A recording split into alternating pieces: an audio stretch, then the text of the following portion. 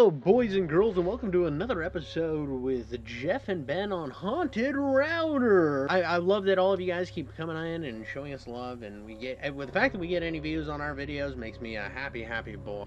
We've all been there, folks, when we've been stuck in our bathroom, hiding from all the people in our walls while they're trying to devour our very souls. But this leaves you with one question: how do you pass the time? Well, Jared Roberts has the solution with his book, So Little Seen, on Amazon. Make sure to go check this out today. It'll be in the link in the description below. This has been highly recommended, but this is called My Dad Has Finally Told Me What Happened That Day. Now, I'm sure Ben has a great relationship with his father, where his dad tells him stuff all the time. My dad always tells me good things as well. I have a great father. I will throw that out there. Papa, you were a great guy. You taught me how to golf and stuff. Anyways, I think without further ado, we won't beat around the bush too long today. We'll just jump right in it. My dad finally told me what happened that day. I went to visit my dad not too long ago. We have a good relationship. We just don't talk all that much. His health is starting to decline. He was a little wistful. We're just each having a beer, not saying much, when he says he has something he needs to tell me. You're old enough, you might as well know. I didn't know what he was talking about, so I asked him. Remember that time I got home from work real upset and I couldn't tell you what happened? I did remember. It wasn't something I would ever forget.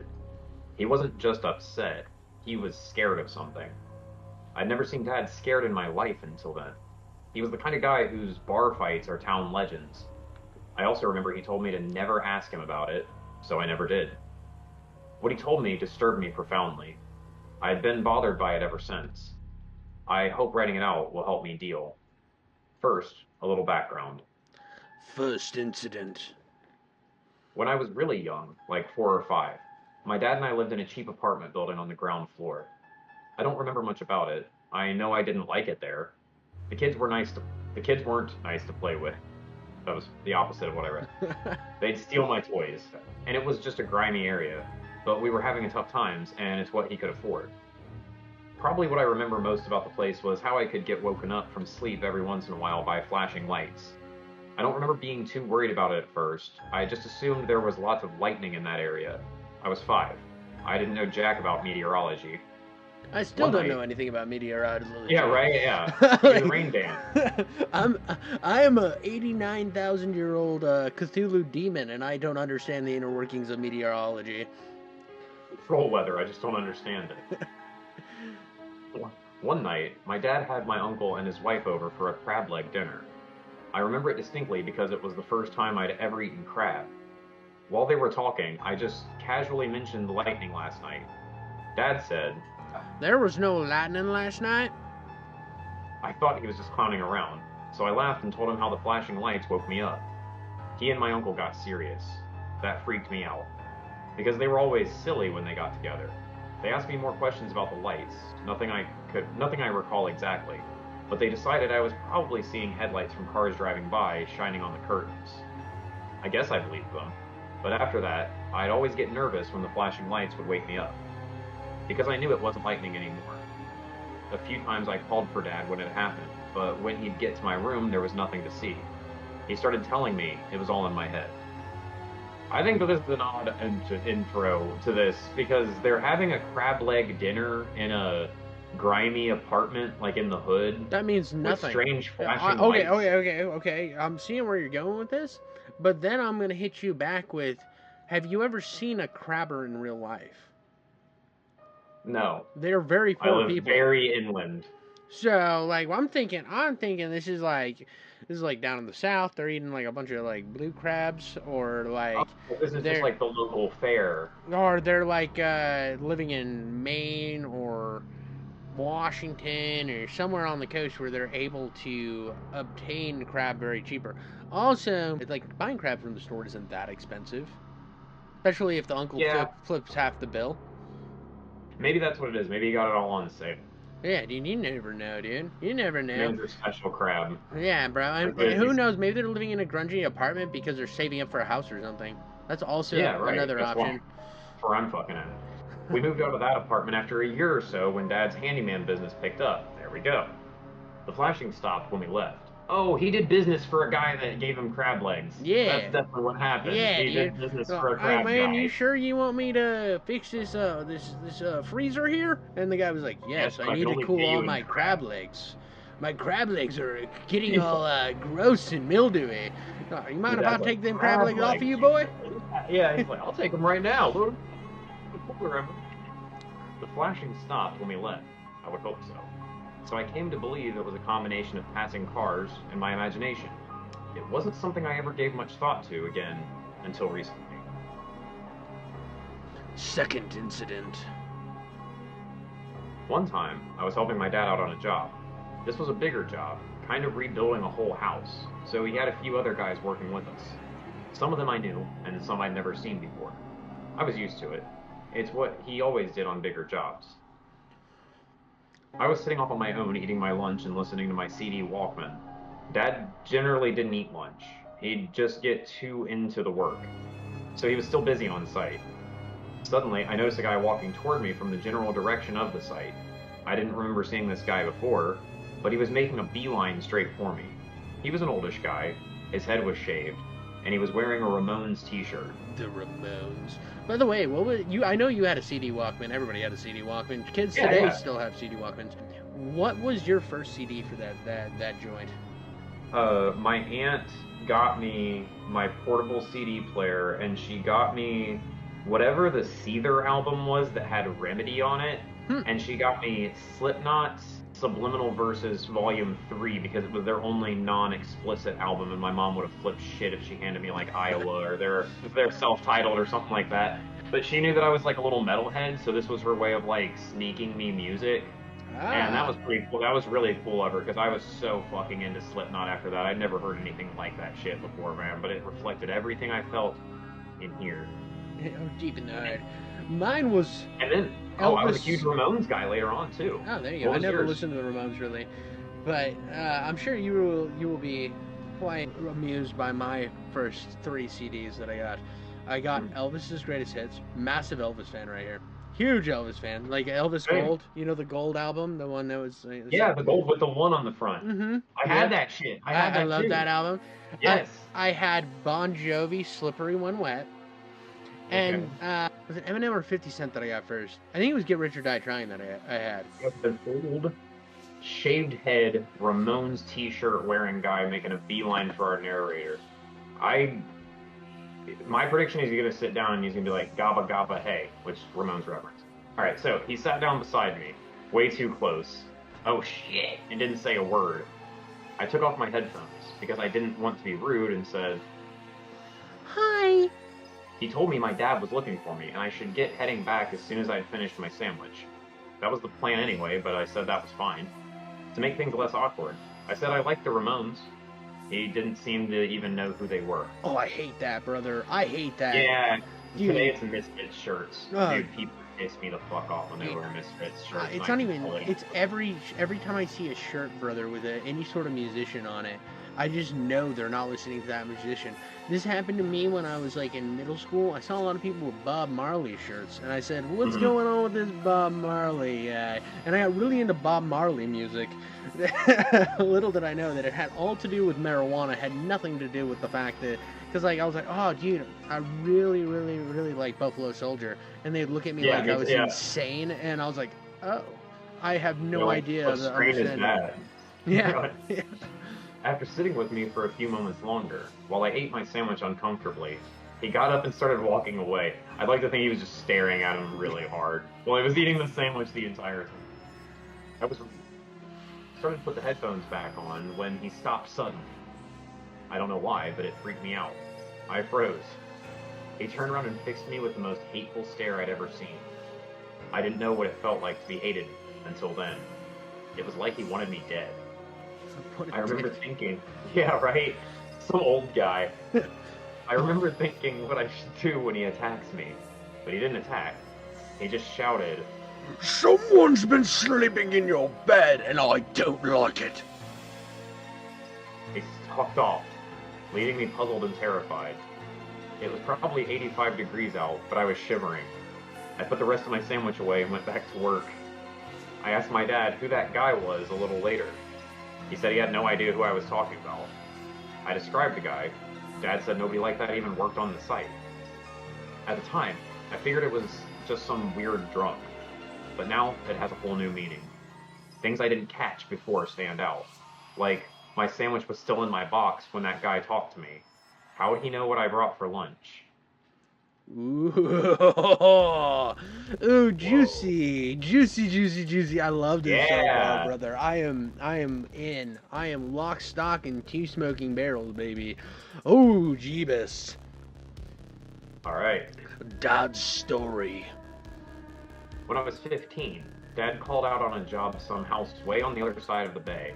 In the town I grew up in, you have 2 sides. One side of the bay has all the beaches and the mall. The other side has downtown and lots of woods.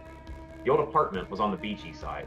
The house he was called to was a quarter of the way to the next town on the woodsy side. So he shows up in his van with all his tools. The front yard is really overgrown, no vehicles in the driveway, except a rusting husk of what used to be a 70s model Chevy. The house is in pretty bad shape, but he went up to the front door.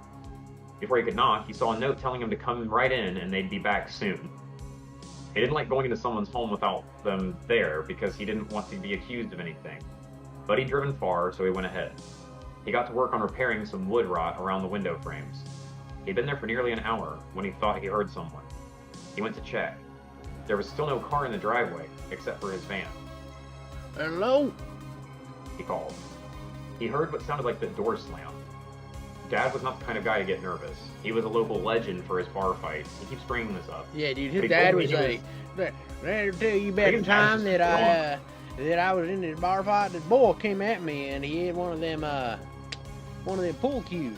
And I was like, boy, you ain't thinking about hitting me with that. He swung it at me and I went, whap, and I punched him right in the penis. In the penis. That's what you gotta do, son. You gotta penis check these with these goonbags out here. And then you hit them with a hard uppercut and you throw them onto the pool table. Once they land, all those balls better land in them holes. That way you win at pool at the same time of knocking them out.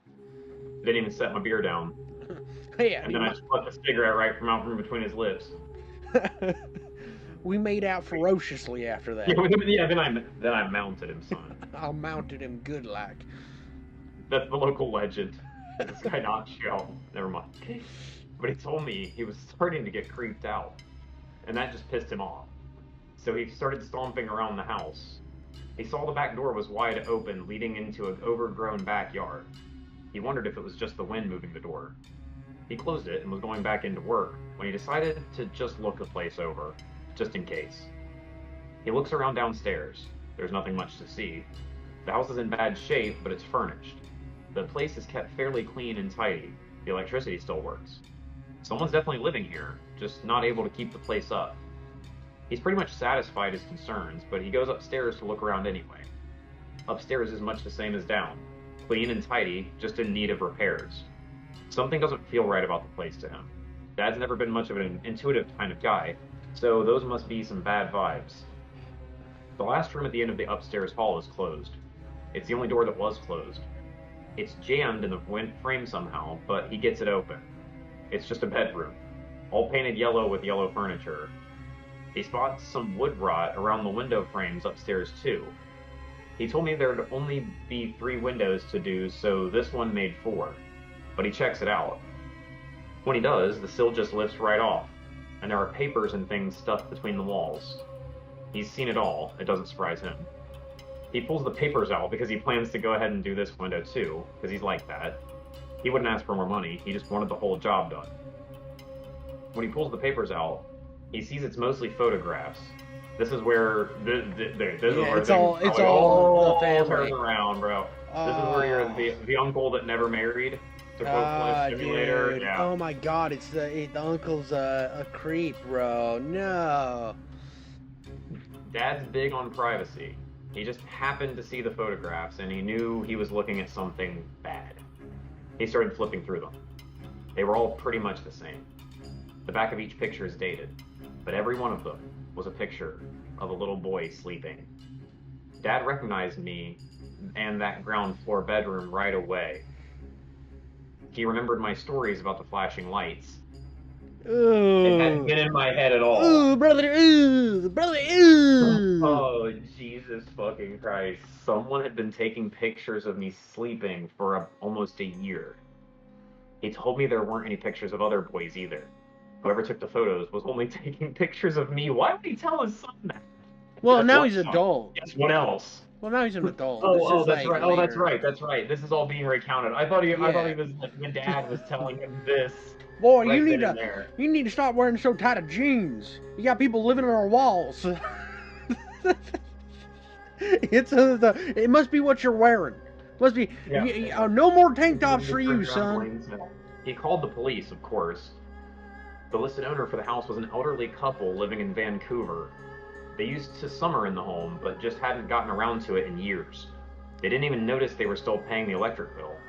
They had no idea about the pictures or hiring my dad. It was a dead end. I had so many questions after he told me this.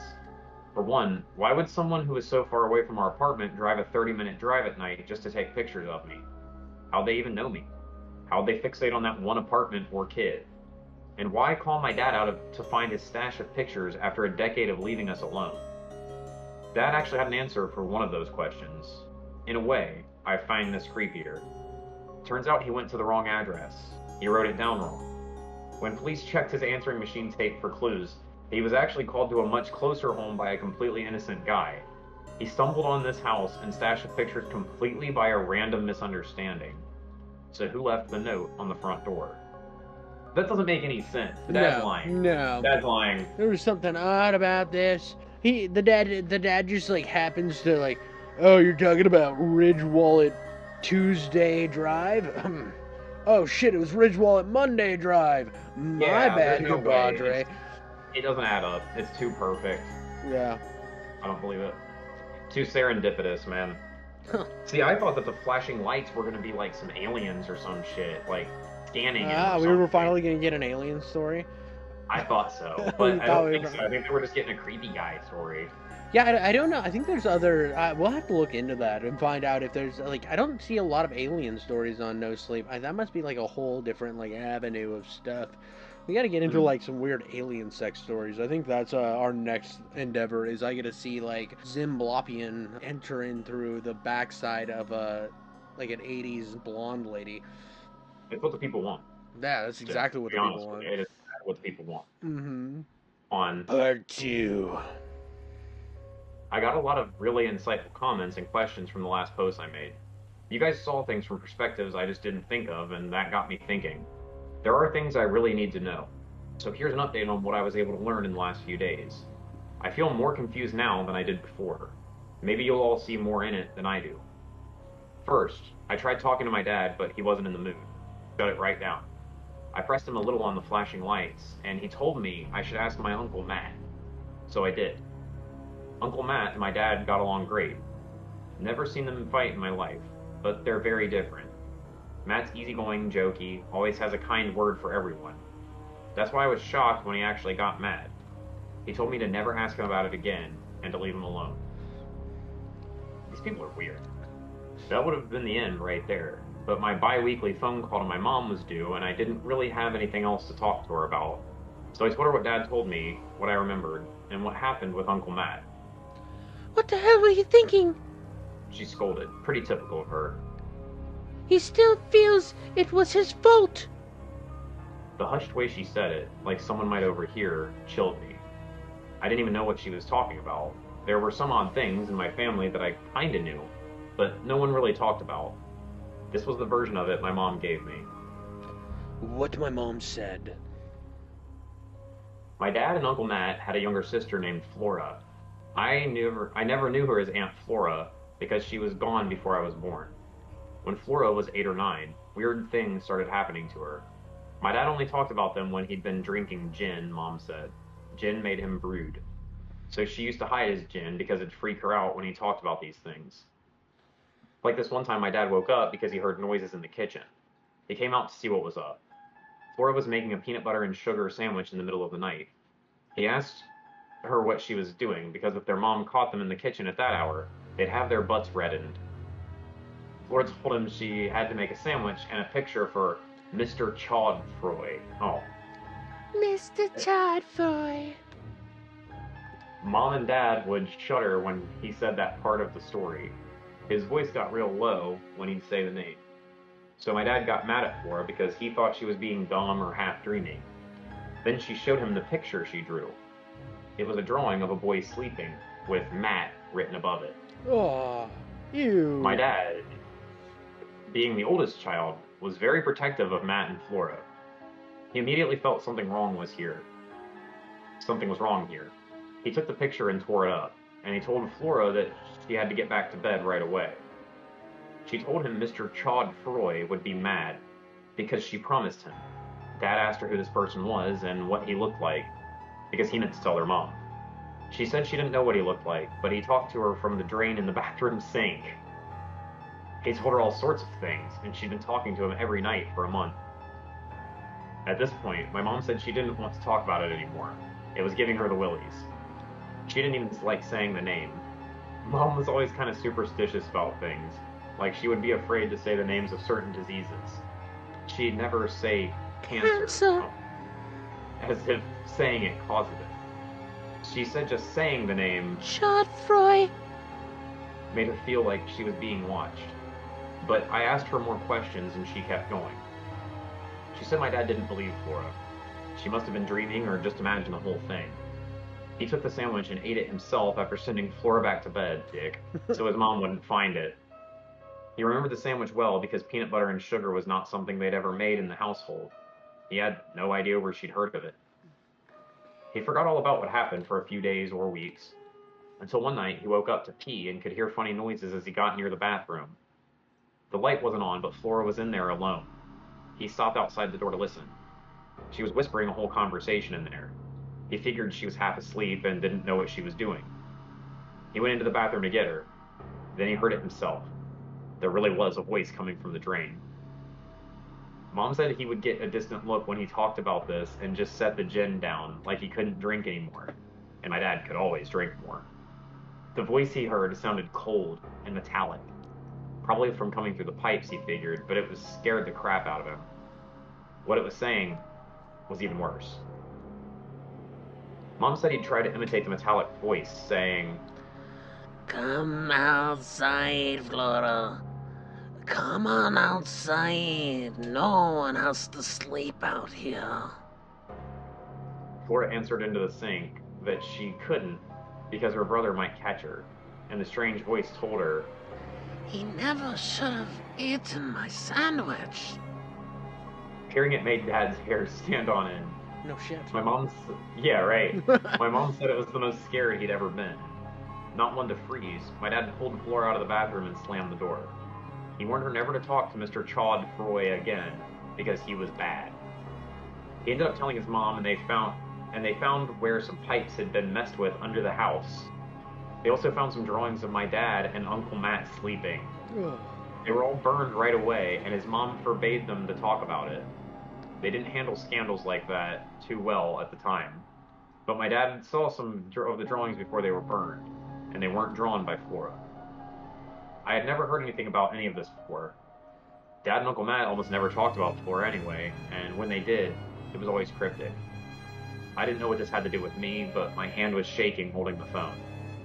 I thought she was done, but she said that this was just the beginning. My mom usually gets tired of talking after 10 minutes or so. I was surprised. Maybe she needed to get it out of her system. She said that after that, Flora used to complain about flashing lights in her bedroom.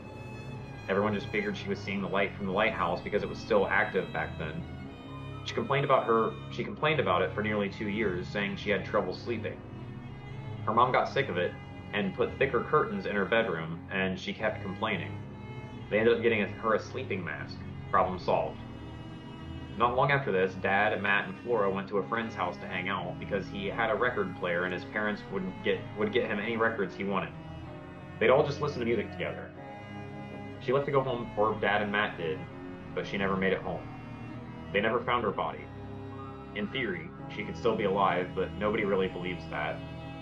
Mom thinks Dad and Uncle Matt always felt personally responsible for it, because if they just left with her, she might still be alive. My mom figures that's why the flashing lights thing upset Dad and Uncle Matt so much. And I guess I was opening old wounds by asking about it. At the same time, I find it really spooky that the same thing would happen to both me and Flora. And upsetting that it wasn't taken more seriously when it happened to me. I also felt really bad about hurting Uncle Matt. I visited him the next day to apologize. I told him my mom explained everything and I really had no idea. He wasn't mad anymore. Actually, he apologized to me too, because he said I deserved to know. What Uncle Matt said? He said there was a little bit more to it than what my mom described. A week before she disappeared, Flora had started complaining about the flashing lights again. They figured she was either forgetting to put on her mask or it had been in her head the whole time. Then a day or two before she disappeared, he couldn't remember. She woke up and the mask was gone. She couldn't find it anywhere. They figured she just didn't want to wear it anymore, but now he wasn't so sure. Another weird thing. Around the same time was they found footprints in the snow outside the house. How are they not doing more? Like, how are they not doing more? If we're looking at this? We gotta look at like the time period, right? Yeah, I get. We gotta be like 100%. So, if his dad was driving around in a '70s truck while he was a kid, that means that he was probably a child of the '90s. Yeah. I'm gonna say '90s CD player, '90s, right?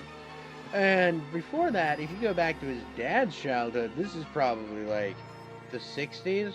And in the '60s, you got to remember, there were like, I was listening to a song by Red Savine, right? Red Savine. Now, if you don't know who Red Savine is, he used to sing trucker melodies, kind of. He was like a country singer. Anyway, so he has a song called Teddy Bear. And the whole song's about this like cripple kid that's dad died while driving truck. And these truckers are listening to the kid tell the story, and they want to give this kid one last ride in a semi-truck before his imminent doom. And it's really sweet for a '60s song because you know that there wasn't like the stranger danger idea and stuff like that. Like at that time, you didn't think about it. But like the idea of we're all gonna ride, we all rode Teddy Bear around the block. Now you hear that line, and you're like, they molested a child. In the '60s, you hear that song, and you're like, it's really sweet that they all helped. Like, look at this, guys. Tip of the hat to you guys for riding Teddy Bear around the block. So, perspective of time. I mean, like, it's like that idea from Freddy Krueger of how they killed the guy and then just hushed it up in the whole town.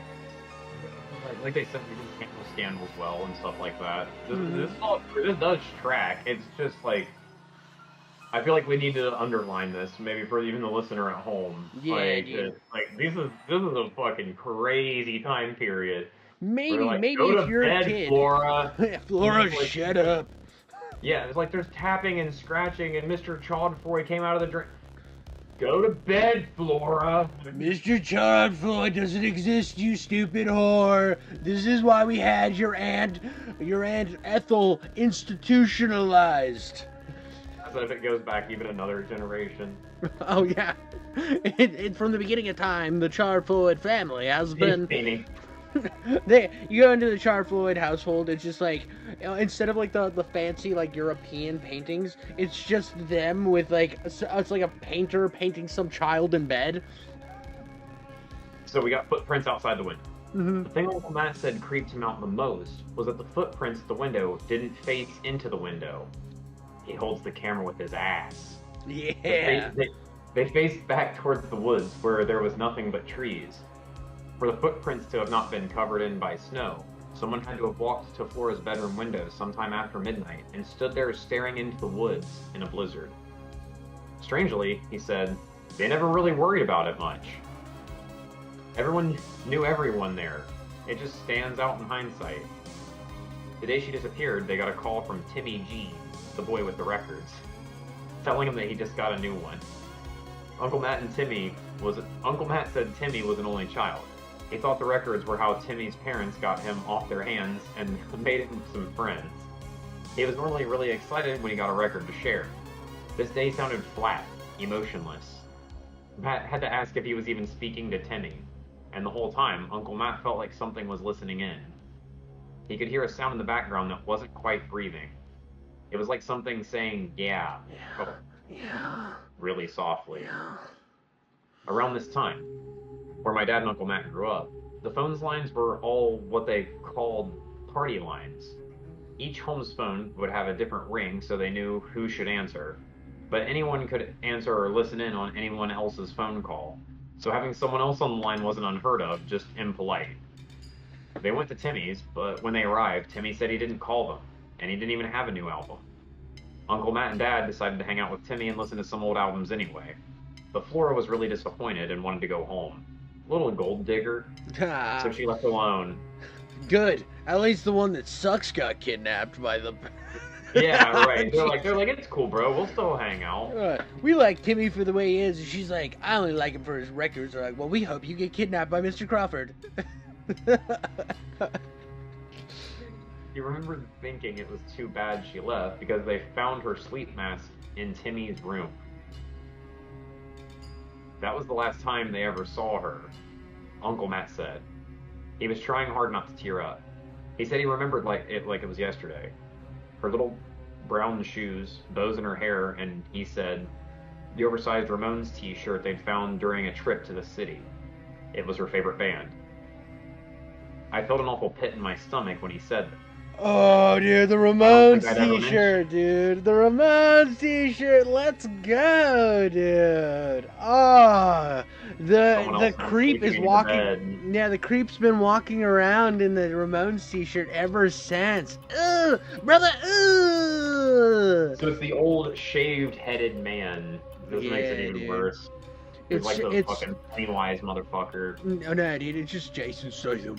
At first I was an electrician, then I was a beekeeper, then I was a pedophile. Yeah, wouldn't have me kids. Not that Uncle Matt would pull my leg on something like this. I guess it could be a coincidence.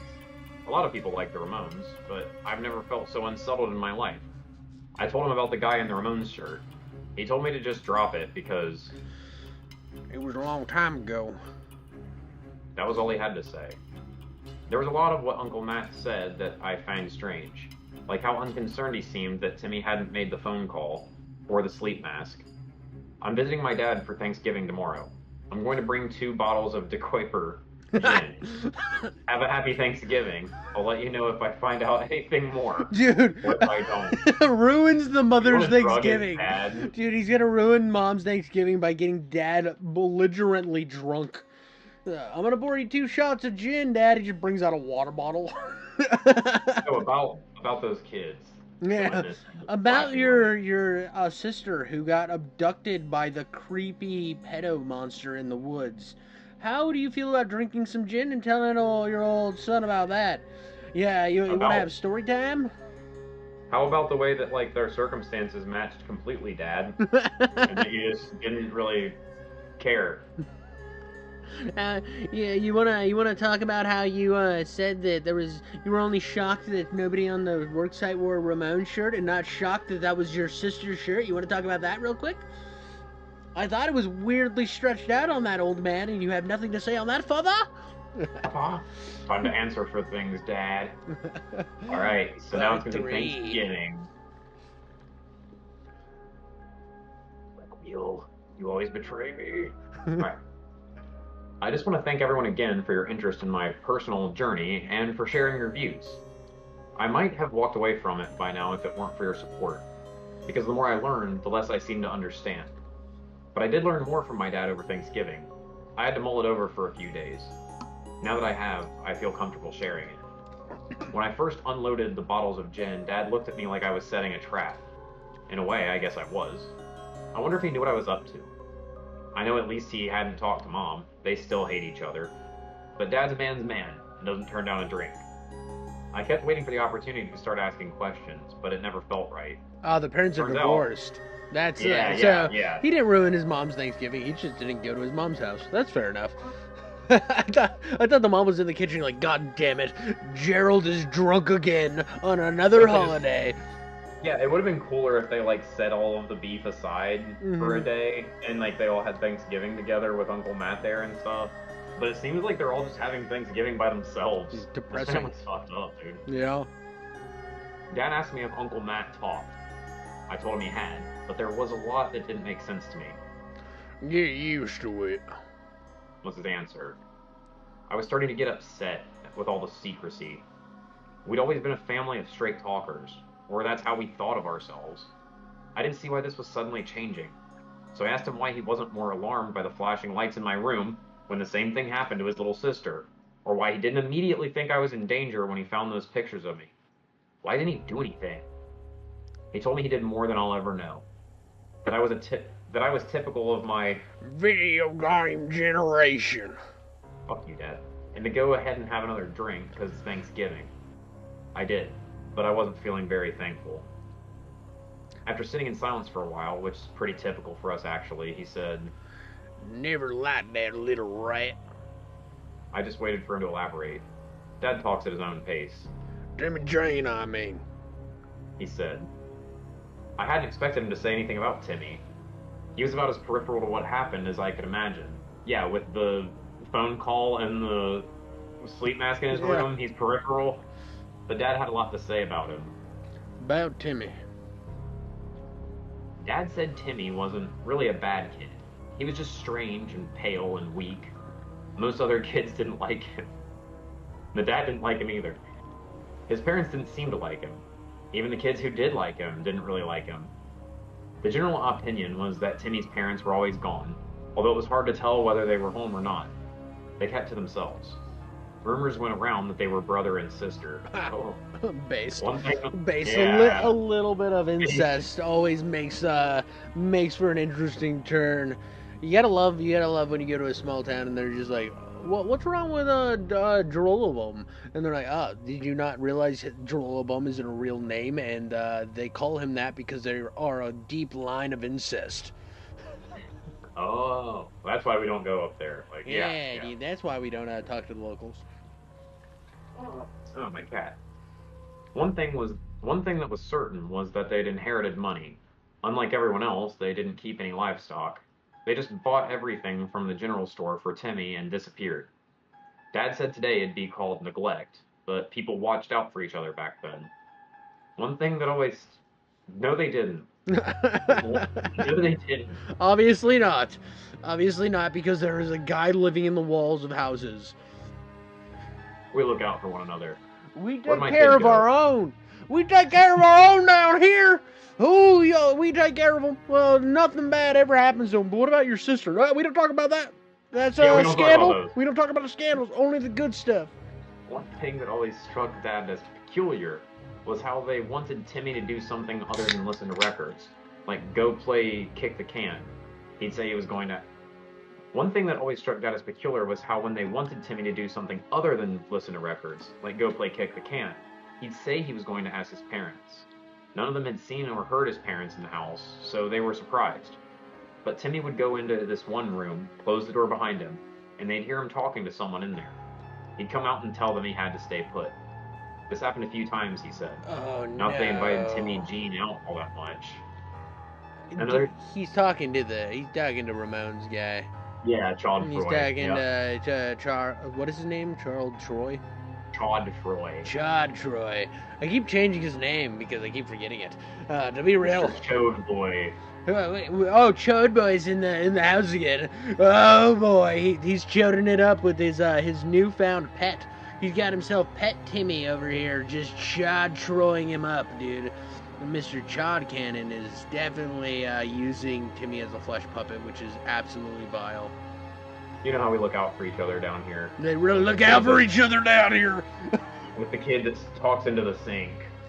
That no one likes. That literally no one fucking likes, but we look out for each other. There's a better time. Take care of our own. We're just going to keep saying this every time things get worse. Take care of our own. We take care of our own. Doesn't matter how bad things get. None of that happened. We do not like controversies. Controversies do not happen in our local town. We take care of our own. Another thing he didn't like about Timmy was he'd just do strange things. Sometimes he seemed pretty normal. Then he'd change just like that. This one time they were listening to some new record he had. He turned it off and told them he learned a new song and dance. Dad wasn't interested, thinking it would be childish, but Flora and Matt wanted to see. Timmy started walking around backwards in a circle, shaking like he was freezing, and making shrieking sounds. It was annoying the hell out of Dad, so he told Timmy to cut it out, but Timmy kept doing it. Dad had never seen Timmy show any emotion other than excitement over his records. When he was doing this dance, he looked downright hateful.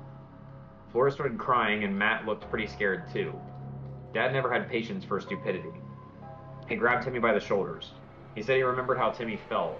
His skin was cold and jelly-like, and he could feel his small shoulder bones like they weren't covered at all. He shook Timmy until he stopped and was back to normal. Timmy started playing the record again like nothing had happened. Dad said they left because Flora was too upset. Timmy's spazzing out again, boys. We gotta go home. We'll be back tomorrow, though, because you got records. Yeah. Little demon child, we will come back and hang out with you for the things you have, but we want you to know you're a fucking schizo freak. Maybe this actually explains why Flora wouldn't hang out unless there was guaranteed a new record. Yeah. She's like, I don't want you to like be like, no, this one's not a record. I just learned this one, and then everybody has to like turn and run out of the house. I learned this new dance. It's called filleting humans alive. Lay down, and I'm just gonna take this little knife to you. It was after that, Dad said, that he went to get Timmy for something. He couldn't remember what, and Timmy wasn't home. That was weird in itself. But Dad went inside to look for him just in case. Dad's always breaking in places. He couldn't find him, so he decided he'd just ask Timmy's parents where Timmy was gone. He opened the door to the room Timmy always went into. The room was kept really dark. They could never see anything when Timmy slipped in. Now he knew why. It wasn't a bedroom at all. It was just a closet. There was a cushion thrown on the floor, some bread crusts, and pieces of paper. Dad said he'd seen enough. He closed the door and got out, and never went back to Timmy's again. Because when Timmy would go in that room, they wouldn't just hear Timmy talking. They'd hear someone talking to him. Dude. I'd already drank more gin than I should have, but that still sent shivers through me. But I thought of something. I asked Dad if this happened after Flora disappeared. He said, No. So I said, how was it he was at Timmy's the day Flora disappeared? Your Uncle Matt doesn't remember things right, he said. He gave me a stern stare when he said this, like it was something I should keep in mind to the end of my days. I know Dad's looks very well. About Uncle Matt. He said Matt came up to him that day, and that they had a call from Timmy to come over and listen to the new record. He'd heard the call come in, and that was nothing strange. But he never went with them to Timmy's. He went to the general store to pick up a present for Betty Coffin, the girl he fancied, and Matt and Flora went to Timmy's by themselves. When he was at the general store, he remembered being surprised that Timmy was in there just picking up some food with a big wad of bills. He'd never seen that much money in one place in his whole life, and he wasn't likely to forget it. He told Timmy, Hello. But Timmy just paid for the food and walked out with his food and his bills, and Flora never came home from Timmy's that day. And that's all we know about it, he said. I told him Uncle Matt said he was listening to music with him and Timmy when Flora left on her own. Who was he listening to music with then? Wasn't Timmy, was all Dad said. It was so eerily matter-of-fact. I took another shot of gin right there. I hoped it'd stop me from shaking. When I looked at Dad, he was staring down, with a sad resignation I'd never seen in him before. My dad could drink me under the table 10 times over. So after that last shot, he had to put me to bed on his couch. That was the end of our talk. Lying there on the couch... You think bro would, be patting his shit down with water so he could, get more information out of his father? I know that this is sounding very, very frat bro getting a girl into bed, but... Come on, brother. Come on. Yeah, pat your drinks down with some water. Let your dad get cooked because he's an experienced drinker. And then slowly let him... And that's when Timmy tried to use Matt as a skin flute. Play him like some Mozambique song. We could have gotten way more information, but the bro's a lightweight. I'd like to think that maybe it started that way. Maybe he was I'm gonna plaster the old man and I'm gonna fuck him up. And maybe he was starting with water. And then, once the dad starts getting into the story and the details start getting, really fucking cold-blooded, he's like, let me see your bottle, Dad, actually. And he starts, snooting the gin, to stop himself from shaking and stuff. I should not have gone into this one sober. Lying there on the couch, I suddenly remembered something from way back. when my family would go down to the beach. We'd all sit around the fire. The adults would drink and tell stories about growing up in that hamlet, and the kids would roast marshmallows and shiver listening to these stories. There were true stories and ghost stories all mixed together. These were the only occasions where I'd ever heard them talk about Flora before. After what my dad said, I remembered a story Uncle Matt told. He said he and Flora would go for these long walks in the woods together. My dad used to go with them since he was expected to watch them. But once he hit his teenage years, he got more interested in girls than babysitting. They decided to go back into the woods, behind Hyman's General Store. There are no trails or anything. They just picked a spot and went into the woods. You can go back for miles and miles into just pure woods. It's all national parkland today. Normally they'd walk around 30 minutes or an hour. Dad would have them walk parallel to the edge of the woods. Without Dad, they just kept going deeper. They'd been walking into the woods for well over an hour, or at least he thinks it was. Flora wanted to turn back by this time, but Matt wanted to keep going deeper. She followed him because he was scared to go off alone, but she got upset and said she was going back on her own. He told her that's fine and don't get lost. Uncle Matt said she wasn't gone 30 seconds when he felt her tugging at his arm. He got mad because he thought she was bugging him to go with her again, but when he looked, she was pointing at something behind him. He said really seriously that he'd never forget how wide and scared her eyes were. He turned and saw a man standing out in the woods. It scared him too. The man didn't really look scary, he was just a man. But there was no reason for anyone to be out so far in the woods. They shouldn't even be here. The man had his back to them, looking deeper into the woods. He wasn't moving at all.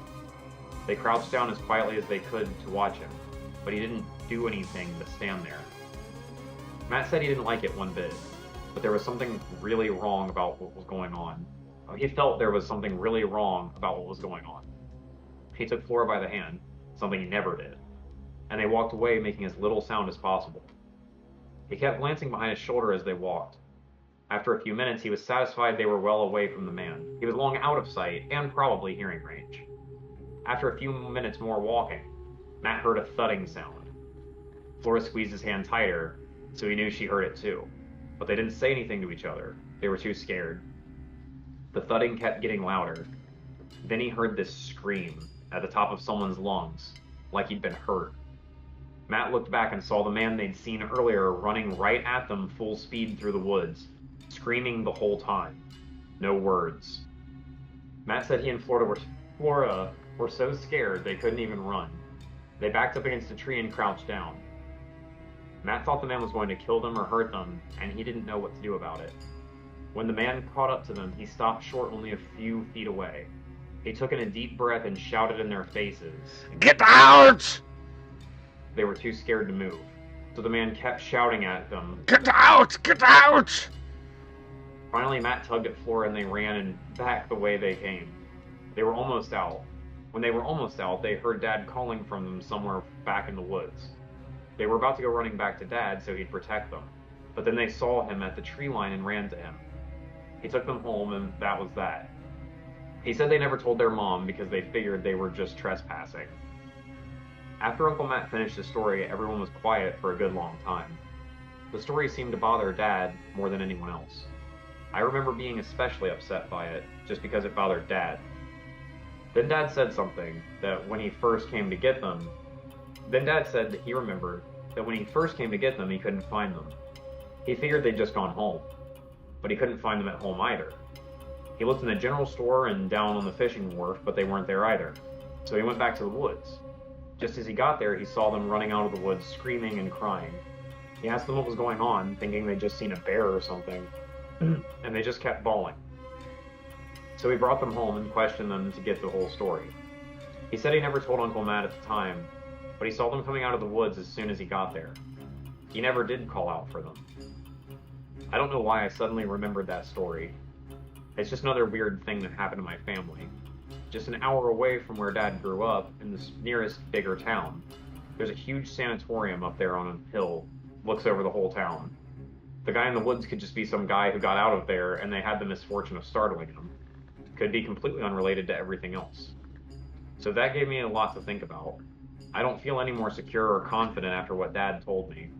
If anything, I'm more confused and unsettled than ever. The last several days have been a strange ride, but I know there's no way I can let it go now. I'll try to find out more and continue sharing what I can.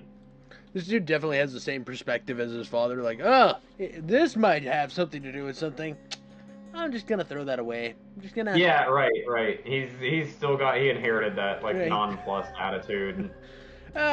What, you're telling me that there's pictures in my house? That's not important. We don't need this. I'm just gonna burn it. We're gonna burn it and pretend it never happened. Sanatorium's probably to blame. We gotta blame that sanatorium, and that was just Jack from One Flew Over the Cuckoo's Nest. He's lobotomized and yelling in the woods.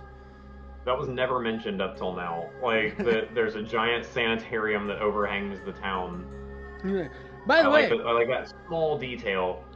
there's a serial killer that lived down the street from me. Don't think that's very important information, but I'm telling you right now, it's what we're looking at is a dude who actually ate people's toes. He used to give me candy bars. So that's but that doesn't have anything to do with that. It's just something I thought I'd bring up. Really weirdly chewy candy bars. You said And again, no, that's what it is the big sanitarium. Nobody talks about it. Everybody just ignores that there's a giant sanitarium that people get shipped off to. It's John F. Kennedy's sister, and... yeah, Batman is constantly going in and out of there, dragging motherfucker. And that's the last time we saw the alligator in the sewer, I tell you what. Yeah. Alright, let's go. The giant green explosion up on the hill the other night. God, shut up, Timmy Jean. Yeah, we're not supposed to talk about Batman's enemies. Anyways, let's jump right into part 4. Beginning the second half. I managed to find out more about Timmy. I had to hit up people I haven't spoken to in a long time or barely know at all, but eventually I hit a few relatives who knew more than I ever expected to find out. Before I share what I learned about Timmy, though, I've been asked in the comments how I can keep such a level head while I keep uncovering these weird incidents. Oh, don't explain it. No. Oh, no. This is where the comments get to you, brother. I guess. I mean, I can understand it because I wrote, not to flex because they're garbage stories, but I wrote a story that I don't know if I ever finished or not. Especially as of recording. It could be done. It could never get done. I don't care that much. But I wrote a story and like you see like the critiques and you're like, I want to add in something to get those losers. But then you're like, you know that if you start adding in this like extra exposition and explorative content, you're just kind of ruining what you've got there almost. It does. I think that it usually kind of ruins the atmosphere a little. It ruins the immersion for me, I guess is what I should say. Because he's turning and he's addressing us now, like the hype of the editorial us or whatever. But though I know that this is a thing with NoSleep is that it's supposed to kind of be an ARG back and forth, like commenting like I really like this story and you should write more is like not actually that helpful on NoSleep. What you want to comment is you want to be like, dude, you need to go and talk to your dad right now. Like you want to like play along with it. Yeah. Like well, I wrote so. Everything I basically ever written for NoSleep gets taken down, but the one that lasted the longest was somebody had commented like it was a detective story that was like a part of another thing, and somebody had put in like, I really hope you find your daughter, and I was like this is made up, obviously. That's what everything on here is made up, but I guess I will keep looking for my lost daughter that doesn't exist. Like, thank you, random commenter, for like playing along, and so that's kind of where like I think NoSleep started out that way, and I kind of like that it's moved away from that to where it like a part of it still exists in that regard, but another part's like, okay, let's just have good stories. But yeah, again, because when you get the people playing along in the comments, that's where you have to start the conversation with them where you reply, like just like what we're doing right here. Yeah. And I mean, we really haven't been hitting through the comments to see if the original poster replied or anything. True. But I just always think about like that kind of like back and forth. It's fun, but at the same time, like, I don't know. I have problems with NoSleep, so I get into this little like I hate NoSleep vibe. But at the same time, it's probably the biggest collection of horror stories out there. Yeah. We have to love to hate the no sleep. But if you want to post somewhere that isn't no sleep, a little caveat, post a haunted router. You can do whatever the hell you want. There's no word character limit. If you get a little bit edgy or smutty or whatever, it's allowed to be posted there. I really have no rules on your creative writing because I'm big on... I've always been big on, and I'm sure Ben kind of feels the same way, is like creative freedom. Like, absolutely, yeah. It's like, we don't mind to get into transgressive stuff like for our stories and shit like that. So like that's totally fine with us. Well, I'm not writing some splatterpunk myself. Do it, dude. We gotta add as many stories as possible, dude. Let's get. I love when anybody posts. And by the way, if you post on No Sleep, there is, or not No Sleep. If you post on Haunted Router, there is a good chance we will eventually read your story. Maybe, depending on how big we get. And if there's like 1,000 stories a week on there, of course I'm not gonna read all of those. I have no time. Well, maybe if we get big enough, let's say we get like giggity schmoodle. I mean, my penis grows 8 sizes bigger one day, but my heart shrinks. I will maybe. For that. Maybe that's the money we're aiming for. Yeah, dude. Maybe we would take like and read like some of the smaller ones just as like offshoot Monday videos or Patreon things or something in the future. But as of right now, if you post it, there's a good chance we will read it. Yes. There's hidden routes too, like westerns. Add to the blockbuster canon. Those are gonna get you jumped right up to the top, boy. Yeah, brother. But if you give me a gunslinger killing like interdimensional demons or something, I will be fucking bricked up. We all know that I am a much bigger fan of the actiony horror stories than Ben is, but I will goon the fuck out over some like autistically ridden character specs and shit like that. I want to see Disco Elysium too. There you go. Folk horror shit also. That was such a well written story. Yeah. I love that episode. And Shattered Light. Anyway, alright, whatever. Well, let's get back to the story. I shake and shiver and feel dread when I'm hearing about or remembering these events. But it's still way back there. Even if my dad finding the pictures in that house happened years ago, that's been changing lately. Little things have been happening that have been making me uneasy. This is PTSD, brother. You've been keeping it hidden for too long, and now it's starting to, the mask is cracking, just like one of them back then. For one, my mom has called me twice since Thanksgiving. I know this isn't overtly creepy, but we normally only talk once every 2 weeks. On top of that, she hasn't been herself. She's been trailing off, going silent for long periods, and sometimes it's like there's an echo when she speaks. Oh shit! Hey! Dude, she got her, Chode Boy got her! Dude! Fucking Chode Boy got the mommy! Mommy's getting teabagged by Chode Boy! Finally, dude, she's got herself a boyfriend. We've been really worried about her. She's been single all there alone. It's time. I'm glad that she found somebody. It just sucks that it had to be Chode Boy. And it's gotta be somebody though. I started wondering if someone's tapping into our conversations, like with a baby monitor or something. And she's been saying strange things.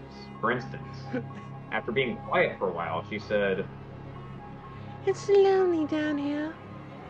I asked her what she meant by down here. She didn't live any further south than me. She just said in a tone so flat she could have been reading it. "You should come. It's wonderful down below." She changed the subject right after and seemed normal after that. My first instinct was to worry she was depressed or something, but I don't know. The last thing she said was if I hear anything strange about her, to not believe it. I've also been receiving other phone calls. That is the most guilty sounding. Yo, whoever calls you in a couple days and they tell you some weird stuff about me, they're lying. If somebody calls you and says, "I'm dead," don't believe them. I am fine. Don't worry, sweetie. I am living in the Belowlands. Mom, why are you talking like Pennywise? There's nothing wrong. There's nothing wrong. We don't like controversy. There's a bunch of liars. Come visit me. But I've also been receiving other phone calls. They started a little before Thanksgiving. First call was an instant hang-up. The next time, just silence. Each time after that, I hear sounds. Cars going by, walking, wind blowing. The kind of sounds you'd hear from a butt call. But they were distorted. Almost like someone was imitating the sounds with their mouth. somebody's practicing their butt call sounds. Yeah. That's awesome. Clop, clop, clop. Yeah, when we devolve into this for 2 minutes. Yeah. Last night it changed. There was a voice. The voice had a tinny, metallic tone, and that same echo as when Mom called. My God. The combination made the voice sound inhuman and evil. The words weren't sinister at all, but the way they were said made me feel like I was in danger for the first time since I started this investigation. The first time, all he said was, I'm on my way. I tried to say, Wrong number, pal. yeah, but whoever it was had already hung up. I got a call a little later and the same voice said, I'll be there soon. this time he didn't hang up right away, so I said he had the wrong number. Listen, buddy. He's like, I want you to take me off this calling list. Yeah, that's what he said. You gotta take me off the calling list right now. Take me off of this, please? I do not need an extended insurance on my car. Please, leave me the fuck alone. A moment after I said this, he hung up. On the third call, he said, I can see your house now. and again, hung up immediately. I kept waiting for another call any minute, but after a few hours, I relaxed. I figured it was really a wrong number, and that they figured it out. I mean, given the last 2 weeks, I have every reason to be a little jumpy. This is the opposite of jumpy.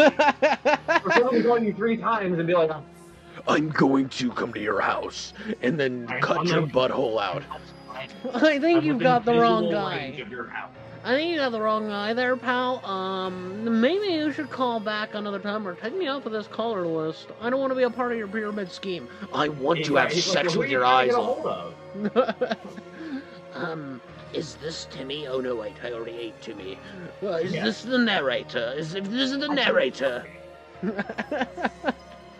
dude's gonna have to address him by his first name before he gets, like, dude, I like to think that Mr. Chaudfroy on the other end is like, fucking stupid.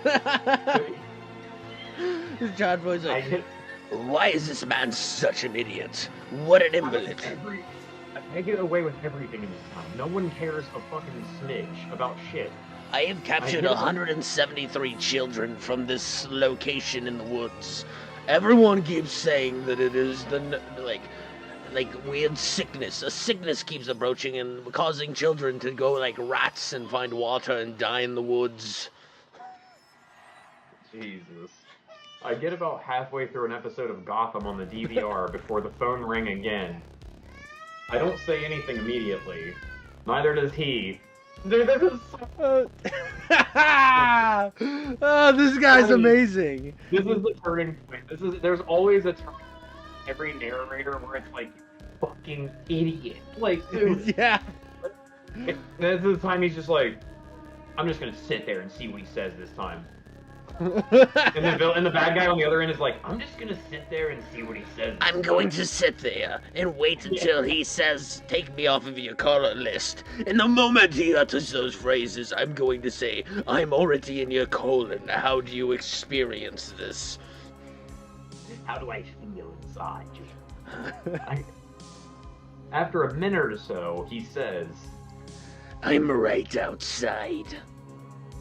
As soon as he said that, I heard a noise at the front door. I don't know if I've ever been so scared before. Good chiming, brother. I don't have any firearms, but I do have a machete. Instantly taking the L. He lives in like the middle of nowhere. Cool, perfect. Middle of nowhere towns are perfect because they always have cool gun ranges. If you're not going into like experiencing some gun range fun, you're not doing it right, brother. And on top of that, just own a gun. Just own one. Even like, because the bad guys don't believe that obviously they're going to have a weapon. So you don't ever think about if somebody breaks into your house, what if they have a gun? Gun versus machete. You know what wins? The gun. Like, I'm gonna be honest. I wouldn't even get my pistol if somebody like broke into my house. I would go to the safe and get the shotgun because that has a much more intimidating rack sound. So that's gonna scare out people more. Yeah, you really. I got an AR off the wall. Slap it, blam! Dude, They're gonna hear that. They're gonna hear that. My problem with the AR though, like if I had like a situation like that, is the control of the spread. I know we're getting into murdering a person walking into the house mode right now. Oh, okay. I said the only person I'm worried about is my wife standing behind me. Everything else, collateral. I mean, that's fair, but I'm just letting you know, like, I don't want to be My neighbors like, don't watch this. yeah, I don't want to be in like a conversation with the neighbors about it. I really don't want to be sitting in a police station being like, yeah, so I didn't think about putting hollow points in it. You know, that wasn't a thought that I had. I just kind of grabbed the gun and started blamming. See, that's the shotgun gives me that freedom to not have a conversation with the cops about a neighbor dying. That's true. That is true. All right, so he's grabbing his machete. So I grabbed it and I went to the front door. I opened it, ready for that hateful face from the building site, or worse. But my dad was there, actually. Give me 1 second. Baby crying. And the cat cam? He asked what the machete was for. I asked him what brought him to my house so late. It's a long enough drive and Dad rarely visits anyway. He got pretty irritated about that. He opened his flip phone, yep, and showed me a text apparently from me. In the text, I asked him to come out immediately.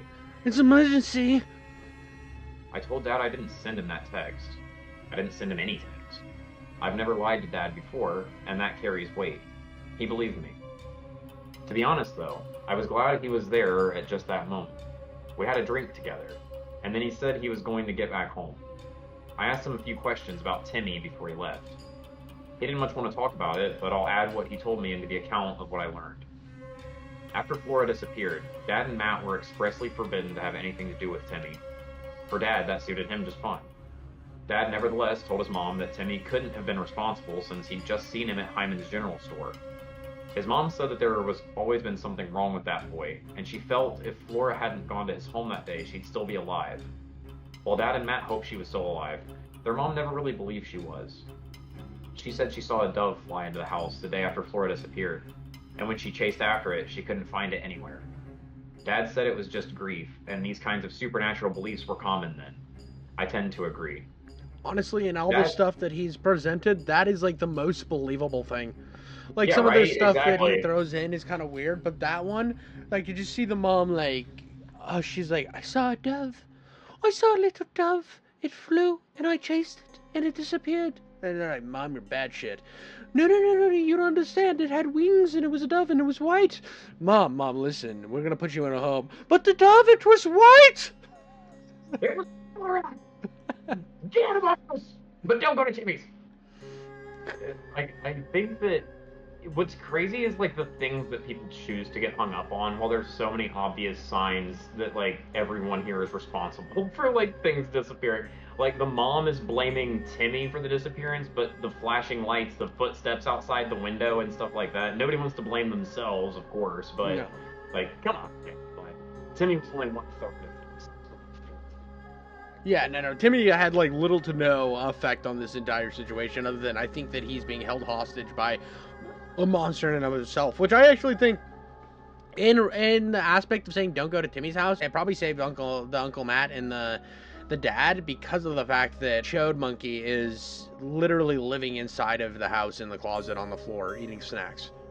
And now it seems like he's taking the forms of these kids, or he's able to doppelgang them somehow or something like that, because it's like zombified Timmy that called Matt and Flora. I don't think he's duplicating him. What I think he's doing is, I think he murdered Timmy's parents. Because they travel so much, I think he murdered them, and he's just kind of like keeping Timmy as a hostage to get closer to Matt and Flora.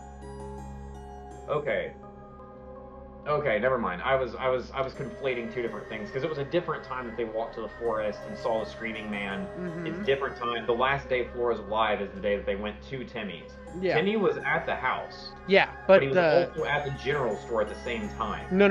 These are different situations. Like, they saw Timmy recently at the general store, and he was just, like, doing the Timmy stuff. This is after, that was before, the general store thing was, I think, after Flora's death, and they saw him with a wad of money, tried to say hi because they hadn't been to his house in a while, and he just ignored them, bought the stuff, and left. And he looked kind of disheveled. So, okay. I think what happened is after Timmy, like, wasn't useful in regards of bringing the victims that Chode Monkey wanted, there was this idea that Timmy was just, like, this perpetual slave of this monster. The person who's studied and learned a lot about the serial killer Dean Corll, this is a fucking terrifying Dean Corll story. Was the guy who used wasn't he the one that used to lure the kids into the house, and they would all murder kids together and shit like that. Like, this is what this is reminding me of more and more, is like the Candyman type story, and this is terrifying, fucking scary. Yep. Because the same shit was happening around the time where kids were disappearing and stuff like that, and parents were like, oh, whatever. It's fine. He just ran off for a couple days. He's a fucking smart ass anyway. I'm gonna beat his ass when he gets home. And at the same time, kids would. These kids that didn't want to go home. Well, and then kids at that time too, they would run off to like live their own life because like finishing high school wasn't really a thing at that. Like finishing high school was like a monumental thing. Yeah. So they would like, he just ran off to find work. He probably went to the recycling plant 3 towns over. This is so scary.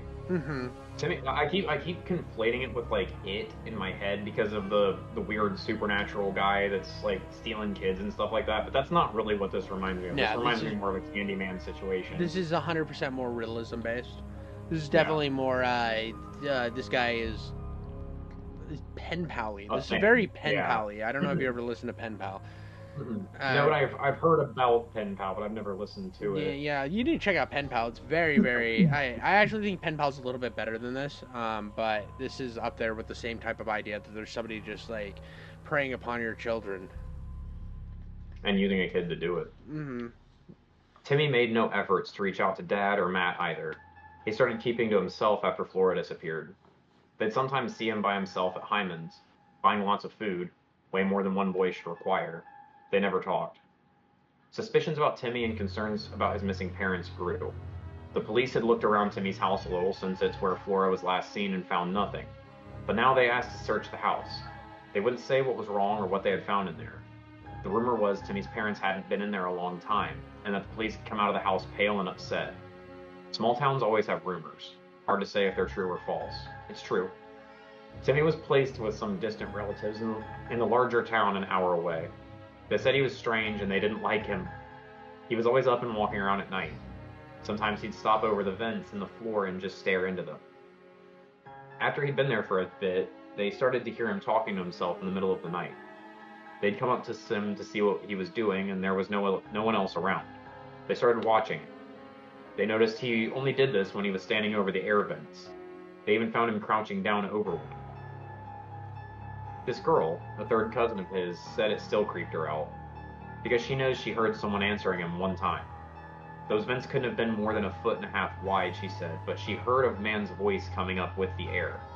She couldn't make out what was being said, but she heard laughter that made her run and hide under her covers.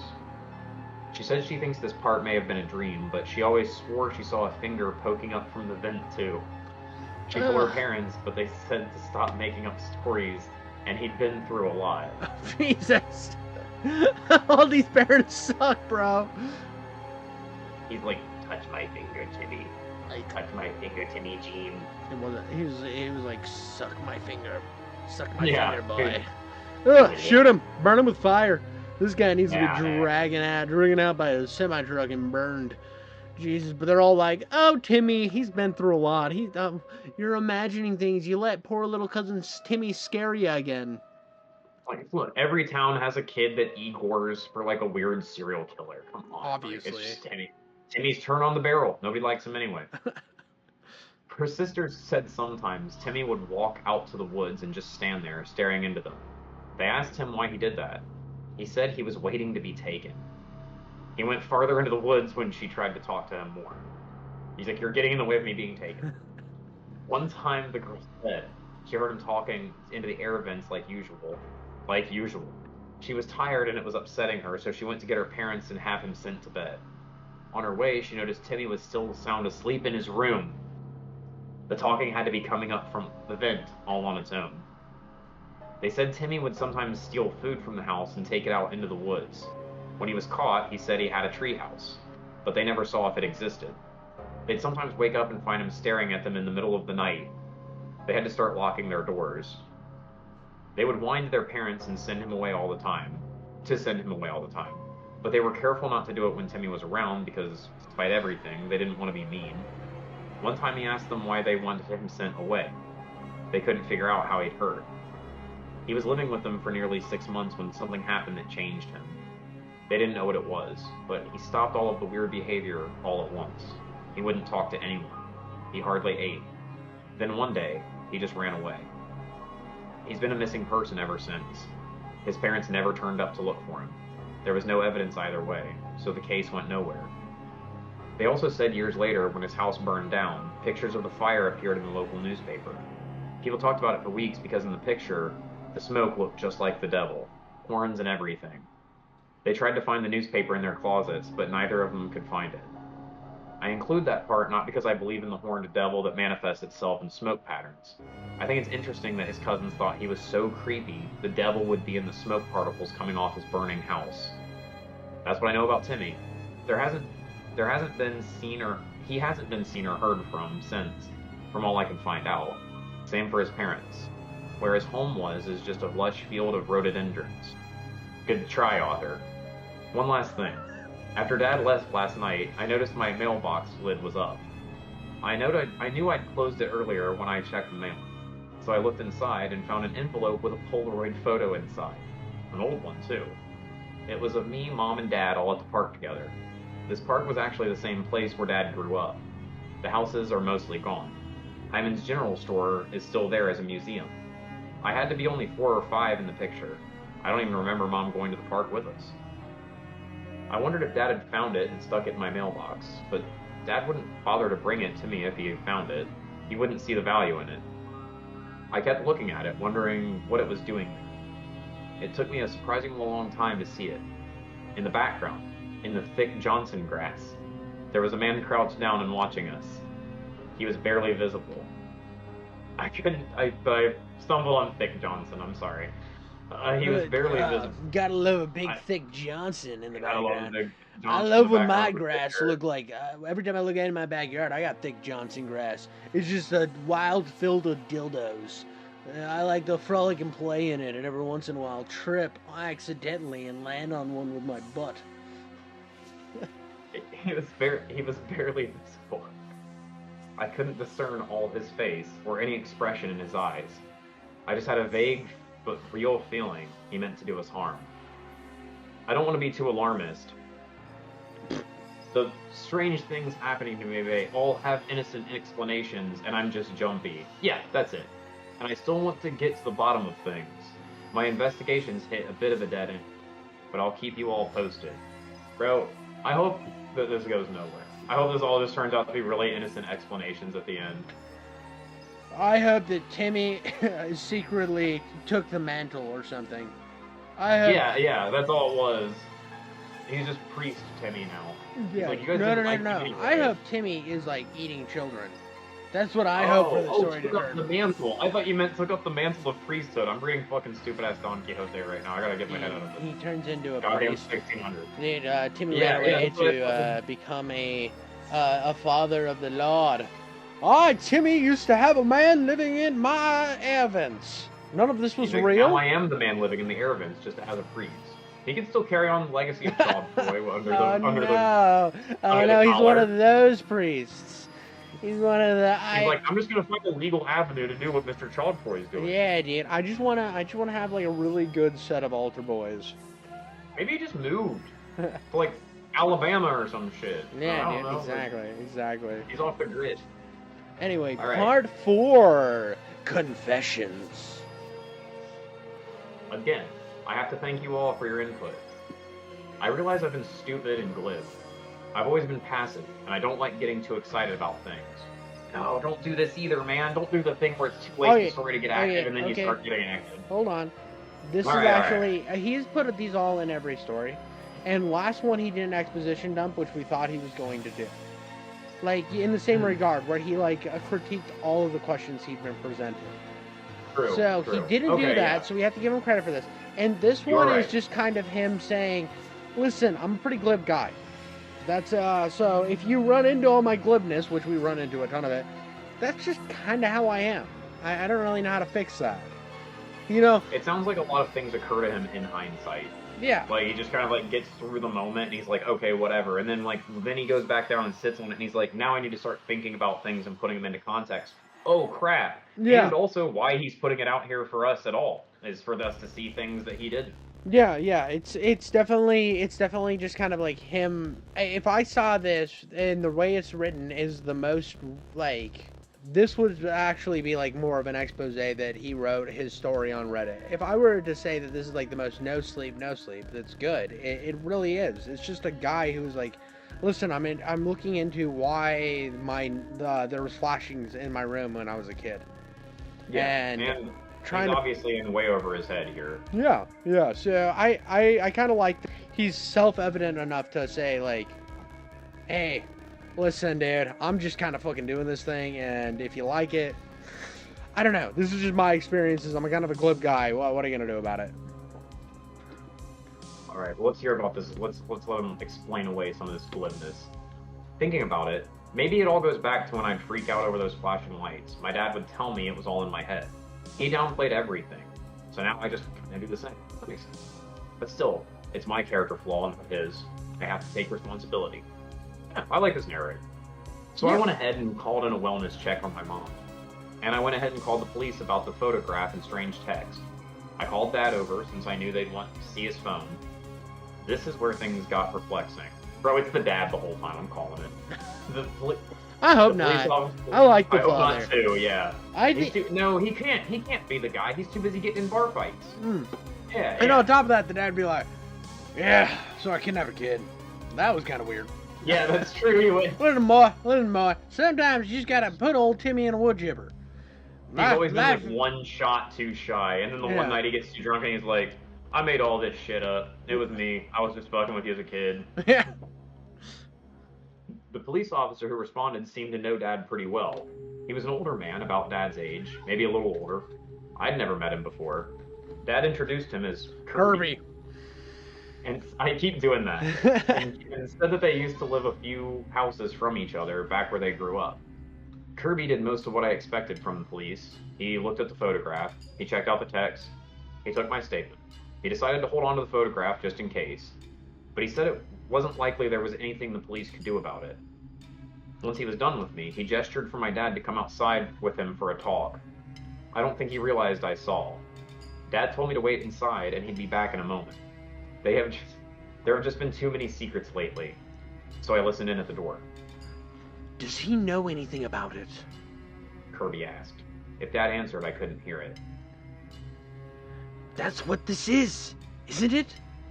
Sure looks like it. Again, no audible answer. What we did back then, he was saying, but Dad interrupted him to say, a long time ago. This here's just a dumb prank. Quit being stubborn and stupid, Francis. He said. Nobody ever called Dad by Francis. It was always Frank. Or Frankie. Calling him Francis was a good way to break your jaw. So it was calling him stupid. But Dad didn't say anything back. What the hell could...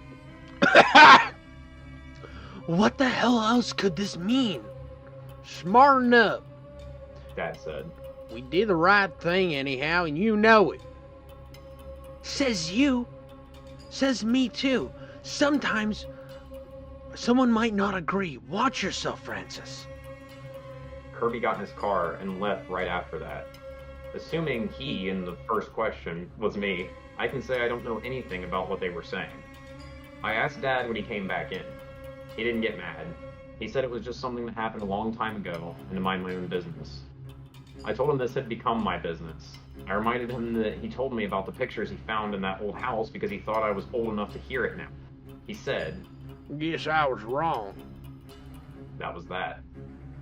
I tried calling Mom to see if she had any insight, but there was no answer. Not unusual. though I'm so glad I called that check on her. I called Uncle Matt next. To my surprise, he said he had something he wanted to show me, and he'd be over later. When he did come, what he showed me really shook me up, and it made things make a little more sense. Maybe that's why it shook me. Uncle Matt's Confessions. Uncle Matt told me a lot more things happened when they were children than I'd ever heard about. Not that he wouldn't talk about them, but he didn't think he even could. Some of those things stuck with him, he said, and they'd bother him all the time. What he used to have fun doing started to make him feel sick. He thought about killing himself a few times. He even took himself to the sanitarium for a day. I had no idea about any of this. Neither did Dad, he said. He didn't want anyone to know. He started seeing a therapist after this, something Dad would have made fun of. But Goddamn that's loony. terrible. You a loony Yeah, boy? pussy. Oh, somebody got into little Maddie's feelings, huh? Oh, you need to cry Or on a sister big goes missing. You get chased by a guy in the woods. Oh, you think about seeing that therapist Flora's gonna come back? You poor soul. You little Somebody have misguided some- baby. Survivor's guilt. Oh, you need a big man to cry on their shoulders. Oh, my shoulder's right here. Oh, come on, break your shoulder there. Don't cry with old Francis. I don't know if that's true. It is, but it's what my Uncle Matt thought. The therapist insisted he try hypnosis sessions because he was just holding back too much. He agreed. What he brought with him was an old cassette tape the therapist let him keep of one of those sessions. We put it in my CD cassette record player and listened. On the recording, Uncle Matt was talking about the day Flora disappeared. He said he remembered getting a call from someone asking him to come to Timmy's. He knew the person talking to him wasn't Timmy. The person sounded weird and frantic. He tried to tell the person No. but this man kept saying he really was Timmy, and he was really lonely down here, and he needed them to come listen to The music records. with him, especially the new one. On the recording, Uncle Matt said that he figured Timmy had to be there at least, and he wanted to hear the new record. So he got Flora and Dad. He didn't bother giving them any details about the phone call. On the way there, Dad left to go meet a girlfriend or something, so he and Flora went alone. When they got to the house, the front door was left open, and they could hear the song Love Hunts. playing from upstairs. They'd heard the song before, so they knew it wasn't the new album. That was good because they wanted to listen to it for the first time all together. When they got upstairs, Timmy wasn't there. He remembered the room smelling like burning tires. It never smelled like that before. Uncle Matt took the needle off the record. Then he noticed Flora backed up into a corner and whimpering. Uncle Matt looked where she was looking because she was looking right at something. He hadn't seen it at all. But there was a man laying down under the bed. His face poked out of the dark just enough for them to see his blank stare and huge smile. His smile just didn't look right. There was no happiness in it at all. He started coming out from under the bed. The man was looking straight at Flora and shouted, I don't see you in the dark anymore. Uncle Matt stood between Flora and the man because he was scared for Flora. The burning smell was stronger the closer the man got. He thought he'd seen the man before a few years ago. The man put Love Hunts. back on. The laugh sounded fake, like an animal imitating a human. He danced around them, laughing sometimes and then screaming like he was in pain. He kept putting the needle to the beginning of the track and dancing. One time, when the man went to move the needle back to the beginning of Love Hunts. Uncle Matt told Flora to get out. She ran, but the man put his hand on Matt's shoulder. I like when you sleep. He said. He held Matt around the neck, and they danced backwards around the room over and over. Sometimes he made sounds like a wounded creature. After a while, he let go and crawled back under the bed. He was lying on his back, looking up at the mattress. Uncle Matt figured he could leave. He was scared to try because he thought the man might stop him. But he started out of the room to the stairs anyway. He looked back just in case. The man wasn't under the bed anymore. He'd already gotten up and was just a few feet behind Uncle Matt. He froze when Matt looked at him and didn't move a muscle. Uncle Matt backed the rest of the way down the stairs and out of the house. The man never moved. If I just listen to my gut, we never would have gotten there.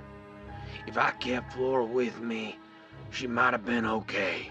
If I'd been smarter and gone with her right away, she'd be okay. All the time I know it's my fault she's gone and she ain't coming back. That's where the tape ended. Uncle Matt listened to the whole tape with me, with his head down. He told me he doesn't really remember it happening that way at all. He said he was sure he told me the truth, but he wanted me to hear this. I think Uncle Matt was so traumatized by what happened he wasn't able to remember it.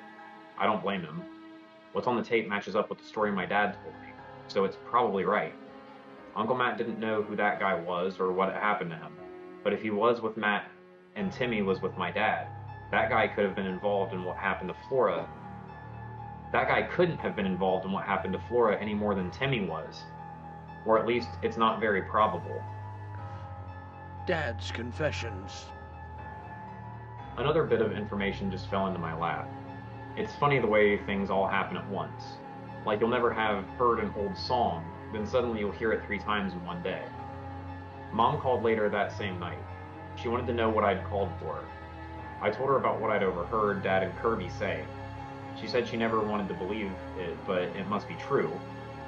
I told her that she had to tell me, and she agreed. What she told me isn't what I expected at all. She said a long time ago a sad, lonely man was placed in the sanatorium where they'd found him living in the walls of the hospital. He had no family and no friends. After they determined he was harmless, they released him. He wandered through the woods for days. He wandered so far back he got lost and was thirsty and hungry. Then he found a house. He thought it was strange for a house to be in the middle of the woods, but he needed food and water. An old man came to the door and let him in. He had no idea how long he was in there. Something bad happened in that house, so he ran away from the house as fast as he could go. He ran until he came to a little one-store town, Dad's hometown. Some of the children in the town would talk to him and bring him sandwiches, because he made them think he was a good ghost. One lonely boy in particular gave him a place to stay. Timmy showed him music, and got him all the food he wanted. He taught Timmy all the tricks he'd learned in his life, hiding and listening and crawling, and the things he'd learned from the house in the woods.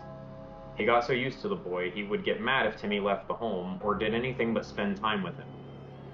He tried to hide himself as much as possible, but when Flora disappeared, people noticed him. They figured out he'd been staying with Timmy, and they figured he did something to Flora. My dad remembered what Flora had said about seeing a man in the woods, and he remembered the voice in the bathroom sink. He riled up everyone against the man, so he hid even more. He hid well enough everyone thought he was just gone. When he thought they'd forgotten about it, he figured he could go back to normal, but they hadn't forgotten. Dad saw him. He got some people in town together. They chased him all the way to Dad's house. Dad followed him under the house. When he thought he'd cornered him, he followed him up through a hole in the floor. It took him right under Dad's bed. Dad saw there were trinkets and bedding under there, like the man had been sleeping right under him all along. Dad was so mad he dragged the man out. They beat him up. When they'd done beating him, they burned him up. When they'd done burning him, they buried him. And they never talk about it since. They agreed they just did what they had to do. But what they did was murder. That's how Mom told it. It was such a weird story. It wasn't like her to talk like that. I asked her where she'd even heard the story. She said it was just another one of those things Dad would say when he'd been in the gym. She said that... One time I killed a guy, right? This guy was living under my floor. Well, listen, honey. He was living under my floor, and we crawled in, and I dragged him outside. We beat the living hell out of that boy. And then we burned his ass alive for killing my baby sister. I want you to know that man deserved every fire that was placed in his butthole. Chode Monkey was never the same again because Chode Monkey got burned like the tires he smelled like. It bothered him more than anything else. Yeah, the time that we lynched a guy. I didn't know whether to believe it or not. I changed the subject. I told her I called a wellness check on her because I was worried. She told me I shouldn't have done that. Why? She said I was wasting police time. She wasn't even at her home. She was on a business trip. I guess this whole thing has made me bolder. The next day I confronted Dad about what Mom told me. I asked him if it was true. He just asked. Where'd you hear that? I told him Mom said. I'll never forget this for the rest of my life. He placed his hands on my shoulders like he'd only done once before when he gave me the life advice I'd need after graduating high school. And he said, Son, I never told your mother any of that. And she's not from our town. The way he said it, like he knew something was horribly wrong, scared the life out of me. This mystery is upsetting my life and my family in the worst way, because it's in my ideas. He brushed it off as Mom being a major bitch, we'll say bitch. I think there was something more. I still don't know if the story was true or false. He won't give me a straight answer. He won't deny it either. Lastly, I did get a response on the wellness check. They were let into Mom's home by a house sitter. The sitter said she'd been in the home for a week and there's nothing to worry about. The officer called Mom and she backed up everything the sitter said. Looks like Mom's story checks out. The officer who called me said he was running a trace on her cell phone anyway because something wasn't sitting right. I'm not sure where to go with this investigation next. I'm a little scared to keep going, to be honest, even if I knew what to do next. If I find out anything more, as always, I'll share. Oh. I do the guy like living under the bed was the total Parasite moment. The creepy man with the face above the stairwell staring. Yeah, that is like so like cliche horror. I did like the dancing with them though. That was new. That was new and terrifying. Just grabbing him and forcing him to dance around the room with him. So I guess where I'm at with this is it seems like if Mr. Chaudfroy is some sort of like supernatural entity, or maybe Mr. Chaudfroy is actually a red herring. Like maybe he's dead and gone the whole time, and the old man in the cabin in the woods, way further back in there, is the actual source. No, he'd be dead by now. You think so? I think so. I think it's Timmy. I think Chaudfroy was a sick individual, but I think he was in people's basements and stuff. I think he was going around the town being a creep. Like you said, he learned the tricks of the trade. And Timmy was upset that they killed his friend. So now, I think it's Timmy. I really think it's Timmy. I'm gonna die on that hill. I'm 100% feeling like Timmy is a little goofy weirdo that, like, 100% found his first friend, and his first friend was like a sociopathic child sniffer. So, I honestly don't blame them for burning the guy. I don't think it's great. No, I don't either. I think they probably should have put him in jail. But at the same time, if I had somebody living under my daughter's bedroom, I would burn them alive so fast. Right. So fast. Yeah, dude, there is no way you are whispering to my daughter from the air vents and I am not making you disappear. That is the weirdest thing ever. The major, site of rehabilitation in the area is what put this guy out into the public to make your sister go missing. They were absolutely gonna fuck with this guy. Yeah, and I mean, let's say, obviously he wasn't even the one who took Flora, right? He didn't take Flora. Right, because she disappeared while dude was dancing. Yeah, with and Matt. It didn't say Timmy was there. Right. They just went He Timmy. did see. He passed the dad at the store, but then Flora goes off screen and Timmy are both off screen when she disappeared. Yeah, so I think it's Timmy. But again, dude, why are you living in a house messing with kids, brother? Yeah. Right. Get the that guy. I'm not saying that burning a man alive is the right option. I'm also not saying it's the wrong option. Exactly. I don't know, we're dude. centrists. I've done enough. We're not apologists, but we're centrists. Yeah, dude. I've done enough videos where I've seen on the deep dives of some of these atrocities and stuff, and I'm like, why are these guys still just alive, only getting 5 years in jail? I don't know if you know, but this was leaving a 5 to 10 year sentence, if that. Yeah.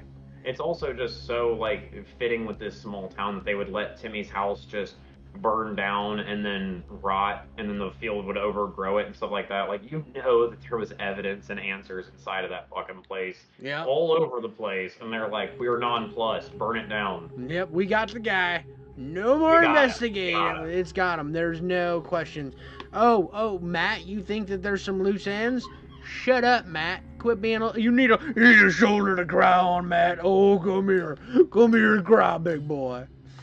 Get the therapy, boy. But anyway, part 6. Here we go. It's been a rough week. I haven't been able to reply to comments. You'll understand why after reading. But I still needed to write this. Get it out. I don't think you know what a support you all have been. After my last update, I did something I haven't done since Mom left. I broke down.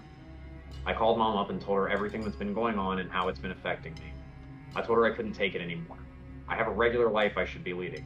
I have a job and friends, but I'm trapped in this maze of lies and secrets. Yes, I can get very dramatic. She said she would need to book a flight. She said she would book a flight immediately. Then we'd get with my dad and talk things over, all 3 of us. Oh shit.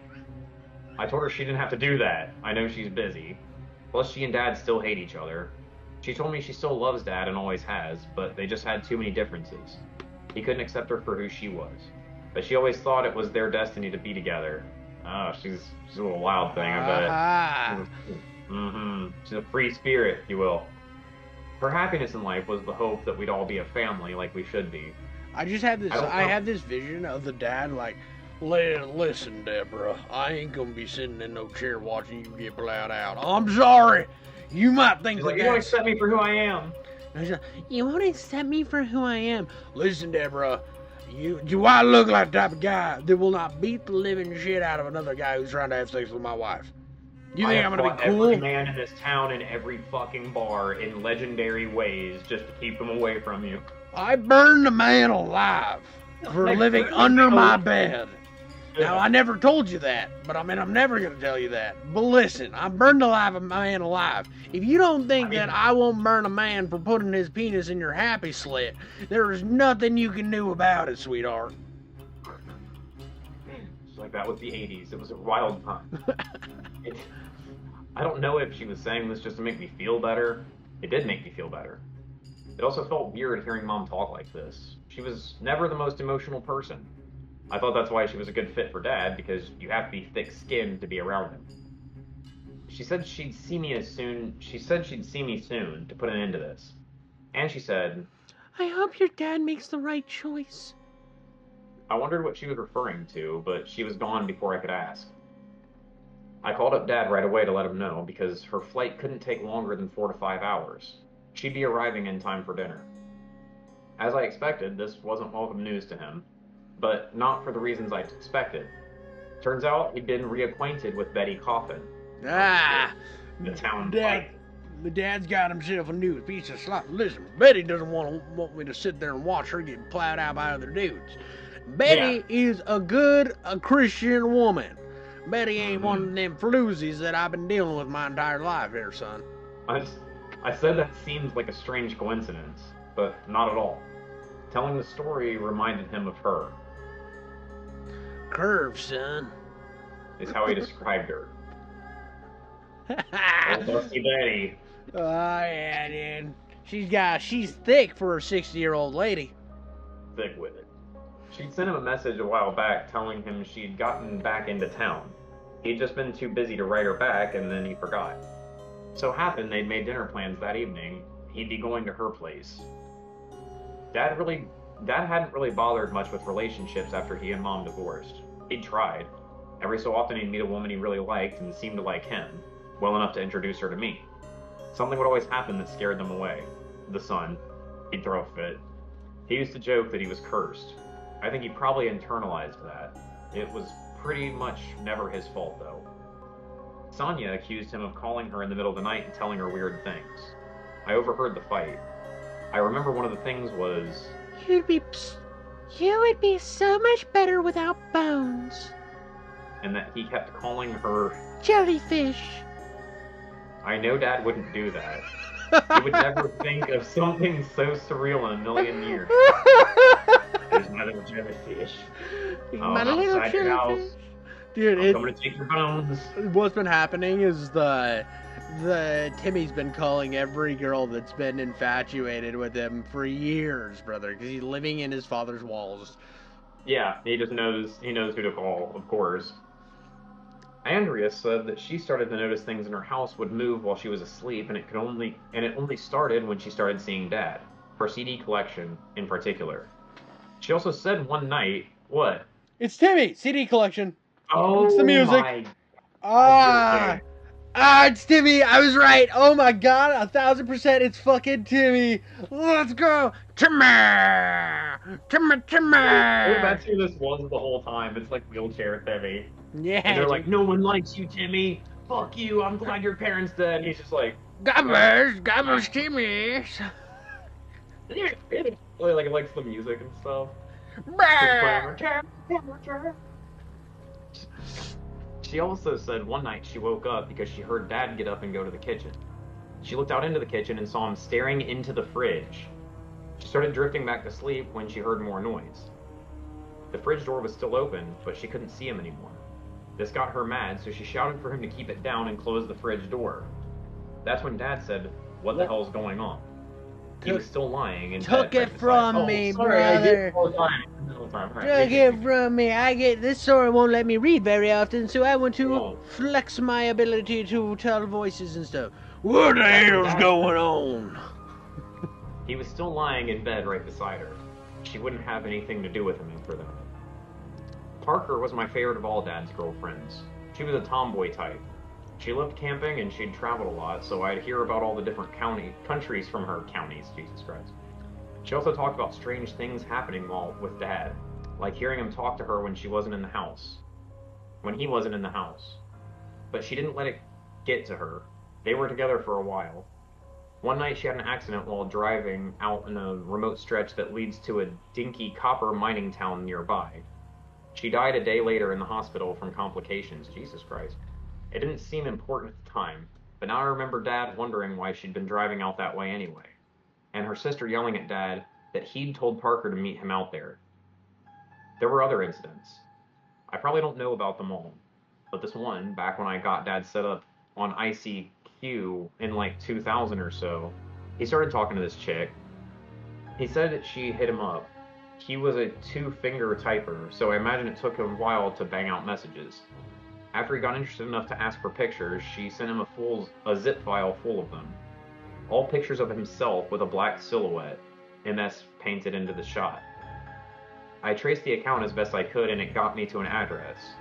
The general store out in the national park. He just wanted to drop it off, and we did. Anyway, with so much bad luck and love, I guess I was happy for him. He shouldn't be alone forever. It was just awful timing. I wondered if it was even putting her in danger by dating her. I wondered if he was even putting her in danger by dating her, but I couldn't tell him that. I told him I'd deal with Mom and he should have his date. While I waited around for Mom to call and let me know she'd arrived, I decided to search my house for holes, bedding and such. I don't think that's paranoia at this point. There were no holes under the bed, no nests in the closet. The plumbing seemed secure, the air vents blew air smoothly. Then I noticed the fridge didn't look straight. I actually thought I was being ridiculous, so I tried to distract myself. I ended up pulling it out anyway. I never believed anything would be there, but there it was. A little hole, size enough for a little boy to squeeze into.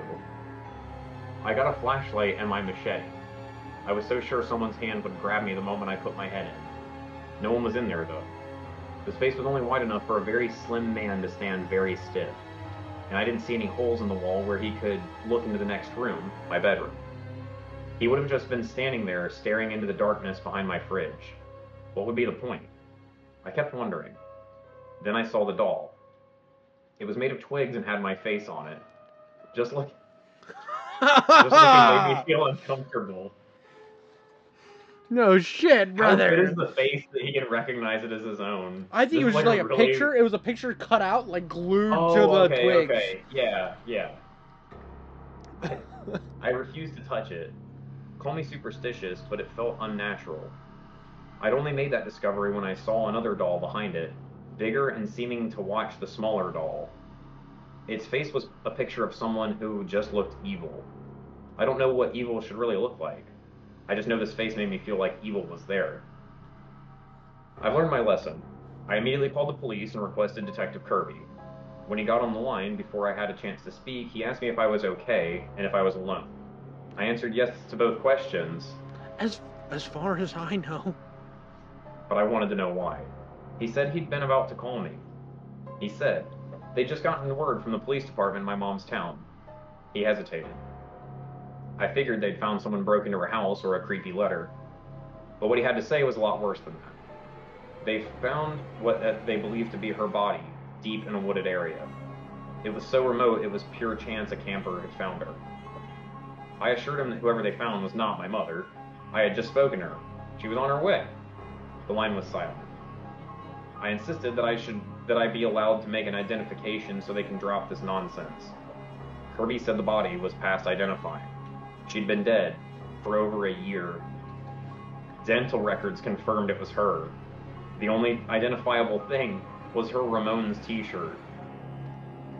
Is his mom Flora? No. No, I know. So they put the Ramones t-shirt on her. Oh, brother, big reveal is the mom's been dead for a year, which we both kind of knew that the mom wasn't real. Yeah, I had a feeling that he hadn't been talking to his mom. But Timmy be mad good with those voices, let me tell you. Bro sits there in the wall just like mimicking. I don't know. Wizard. Yeah, exactly, bro. He just. My son's such a good boy. His daddy is a piece of shit, but my son's such a good boy. And he's just like whispering that at night. Hear your own voice talking back to you in the nighttime. Ooh, brother, ooh. Yeah, this story is so goddamn creepy. I hung up on him. I had no idea how to process this information. If someone tells you the sky is brown and salt is sweet, do you accept it immediately? I had been speaking to my mom every 2 weeks for the last several years, and never noticed a change in her behavior or personality until the last few days. If she was dead, who was I speaking to all the time? It had to be her. I know my mother's voice, her mannerisms. She knew everything my mom should know. So I started to wonder about this Detective Kirby character. Maybe he wasn't on the level. He seemed to have a strange hold over my dad, calling him Francis, calling him Francis, like that. So I called up the police department in my mom's town. When I identified myself, I was immediately transferred to a detective. He told me the trace on the phone had come back. All calls from that phone were coming from my own town. Moreover, the phone is even registered to a local address. I felt an emptiness inside. I still feel it. It's only gotten worse. I didn't even have to ask about Detective Kirby anymore. I asked anyway, and it was confirmed, but I already knew. It couldn't have been my mother I've been talking to. She was dead. I needed to let Dad know right away. I tried calling him. It went straight to voicemail. I hope this meant he was already with Betty and was safe. I decided to look up Betty Coffin so I could call her and reach him that way. I found her number with an online phone lookup. It was a landline. I called just in case. Maybe someone in her household knew her cell number. A young-sounding woman answered the phone. She sounded a little overexcited to get a call, like she'd been waiting. I introduced myself and explained that I really needed to get through to Betty, and it was an emergency. Is this some kind of joke? Yes. I lost my temper, but she explained first. My mother's been missing for a week. Sir? I called Detective Kirby back.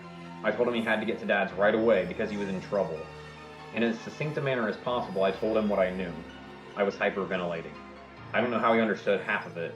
I'm so glad he listened and believed me, though. I couldn't stand just waiting at home. I got in my car and rushed to Dad's. The lights were on when I arrived. That was a good sign, I thought. The front door was unlocked. When I walked in, I heard music. I recognized the song, actually. It was Bobby Darin's Dream Lover. I'd never heard Dad listen to anything but country, but maybe he was trying to impress the girl. Maybe she came to his place instead. I called out for him, but he didn't answer. Dad always had such amazing hearing. Even at his age, he could hear way better than me. And he was a great dad. I haven't always made him sound great, but he's my hero, you know? I knew something was wrong when he didn't answer. I searched everywhere downstairs. The damn song kept playing on a loop. It wasn't even from Dad's stereo. I went upstairs next. The song started over just as I got to the top.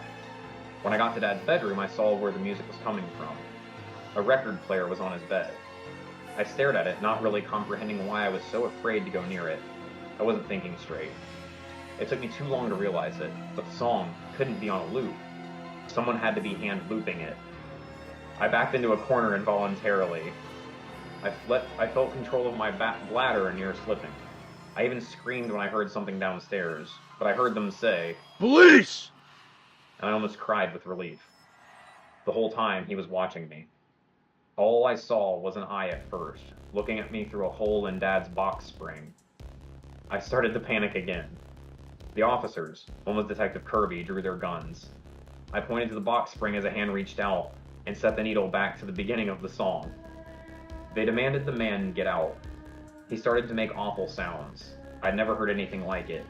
Inhuman screams. And one intelligible thing in all the screams. Sleep in me! Cold chills swept over me like only once before. They finally dug him out.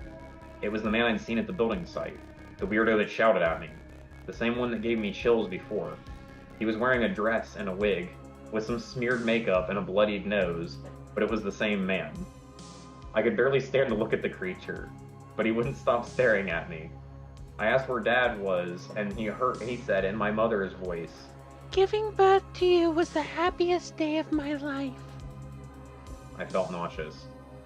Then, in a perfectly normal voice, in the most reasonable and yet most sinister tones I'll ever hear, he said, He made me so lonely. But you don't know. And you'll never say another word as long as I live. They took him away. So fast it felt like a dream. Detective Kirby took me with him. I was left to go home and rest. Rest only came when I passed out. And while I slept, they found Dad. The address my mom's cell phone was registered to was the same house where Dad found the photos. Betty. Must have called him out there. He'd been stabbed in the neck multiple times. He was the toughest guy ever, so he was still alive when police found him. Oh, shit. But it was too much. He didn't make it. No. Darn. That's all I can really say now. This was almost impossible to write. I think I must still be in shock to have written it at all. There's still a little more I need to say, but it's going to have to wait a few days.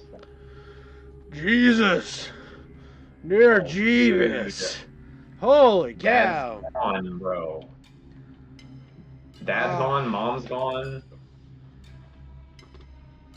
Brutal. Brutal. This has stayed way more grounded in reality than I thought it would. I really did think that there was a lot of like supernatural shit going on, but I think that you were correct, where this has just looked really crazy, but that it's like that's Timmy. I'm almost positive. No, It's Timmy. It was Timmy. It was Timmy because he's the same age as his dad. Yeah. You're right. It's Timmy. No, I'm curious how. Because it looks like I went to part 7, which is the last part, which we're gonna read next. But it looks like loose ends. It seems like he clarifies everything, and I like the way that this set it up to where, like, because it's presented in the way that it is, kind of from his perspective, and you're kind of like going through this hell with him. And that's why I say that this one's probably worked in the NoSleep format the best, is because of the fact that when you get to here, you're finding out the loose ends kind of as he gets them. Right. Yeah, I cannot wait to see how he ties all of this up. Mm-hmm. Like, even if honestly at this point it over explains, we had 6 incredible parts, mm-hmm. and there's going to be something good in this last part. Yeah. But I don't think it's going to over explain. I don't think so either. I think it's just gonna. We're going to be left with a lot of loose ends. I think we're still gonna have some questions. But God, the moment where it was like, the best moment in my life was giving birth to you, brother. That's my saying for this. That's my go-to for this entire episode. It's been that. Just like GB fucking GBs. This is a spine tingler, I would even say. Yeah, dude, gross. Absolutely foul. The idea. Nail bite. Right. No, man. that dude was Let's biting take it kids' home. nails, dude. That's the grossest part. He's been Dude, dying. the finger in the vent. The finger up in the vent was fucking crazy. Yeah, dude. Every time he needed his fingers cut, he just stuck a finger up, and then Timmy would bite the nubs off, bro. Ooh, oh, brother, ooh. All right, let's go. Part 6, loose ends. I really wanted to just drop this, crawl up in a ball and forget everything. But I have to put all of the pieces together. What I have of them anyway. I owe it to my mom, dad, and myself. And to all of you for standing with me during this nightmare. Before we get too far, I do want to say, though, yeah. if his dad wasn't such a douchebag, guy, they probably would have figured this out before he ever died. Probably. Yeah. All the evidence was about everything. Yeah, all the evidence was right in front of his father the entire time, and his dad was like, "I killed that guy, so it's fine." Of course, if he was more loose-lipped about this, he could be doing 25 to life. So yeah, I guess. But at the same time, do you think his son's gonna rat him out? No, you're right. When the recursion begins to happen and the curse comes back to the family and stuff like that with your son, you should be saying something and keeping everybody abreast of the situation. It's weird all these women keep leaving me. Yeah. They keep saying the walls are talking to them, but they keep leaving them. Died. Yeah, dude. Come on. One just gets murdered. Why did you tell my sister to meet you out at the copper mines? Why in the hell would I tell your sister to meet me anywhere like that? I was at home asleep with my son in another room, who said the walls stopped talking to him for that night. And I'm not gonna take any of this to heart. Yeah. I'm gonna go to fucking work and then I'm gonna come home and crack a beer. Yeah, dude literally put in no effort to investigate any of the women leaving him. The woman that he loved that died. None of this had any effect on this man. So, the mom's side is where our narrator gets his investigative nature. Any curiosity at all in the world, which the dad couldn't stand. Well, and on top of that, how do you want to know all the time? Well, and all the things that we got from the mom were the facts that Timmy was relaying to him. Yeah. So basically laying the breadcrumbs the entire time while he was closing in. Yeah. Absolutely. So, I mean, the dad... I have to know if the final goal here was just to take everything from the narrator, or if he was trying to also kill the narrator at the end. Because he let himself get caught. I think Timmy wanted to be with the father, and that's why he was wearing the dress. And when the dad came in and saw that, he attacked him, and Timmy stabbed him to death. Oh my god. Oh my god, that's a huge actual development. I didn't even think about that. Yeah, so I think he was like... I just thought he was going full Joker moment. Hi, Francis. I knew we were always meant to be together. And he was like, "Who the fuck are you, boy?" And beats the shit out of him, and then... He punches him once, and then he just comes back with the knife. Yeah, just grabs the knife off the table and stabs him to death with that. And by the way, I forgot to mention before we started this part, but while we're on this little break, where the emotional roller coaster at the end where he's like, they found Dad. He was alive, but not for long. Yeah. It was like, you're like, oh, they found him. Oh, he's alive. I think I even said, hey, look at that. Yeah, I think I even cut in a little bit there. I was like, hey, what do you know? And then I was like, oh, dog. Okay. Well, that was, what do you know? Let him live to just kill. I thought he was going to pull like a Tom Hardy from Lawless. Yeah. He just gets up, he's like, I'm just a little raspy now. But yeah, he just holds it shut. Just holds it shut, walks to the hospital to die with pneumonia 5 minutes later. Get me a drink. After arresting that thing in my dad's house, police combed the old house, my dad's. They found material that's helped shed some light on the events I described in the previous updates. Scraps of paper, a journal of sorts, photographs combined with additional information from others who grew up with Dad. What I want to do here is not give you each little piece of information, thank you. We've all had enough mystery. I want to give you the whole story. And by the whole story, I mean how I think it all fits together. It may not be 100% correct, but I wouldn't be sharing it if I didn't think it was pretty close. So, let's start at the beginning. A schizophrenic was released from the sanatorium, really an asylum. He wandered the woods until he had some kind of episode back there. He came out in the little town of Grand Grieve, Chad Froy, also known. I was gonna let you Chode say. boy. No, Chode Monkey. It's It's a Chode Monkey. Since I have no other name for him. He went around conniving children. He went around convincing children to bring him food, like the peanut butter and sugar sandwiches. When he met Timmy, he even got a place to stay. Chad and Timmy skulked around together.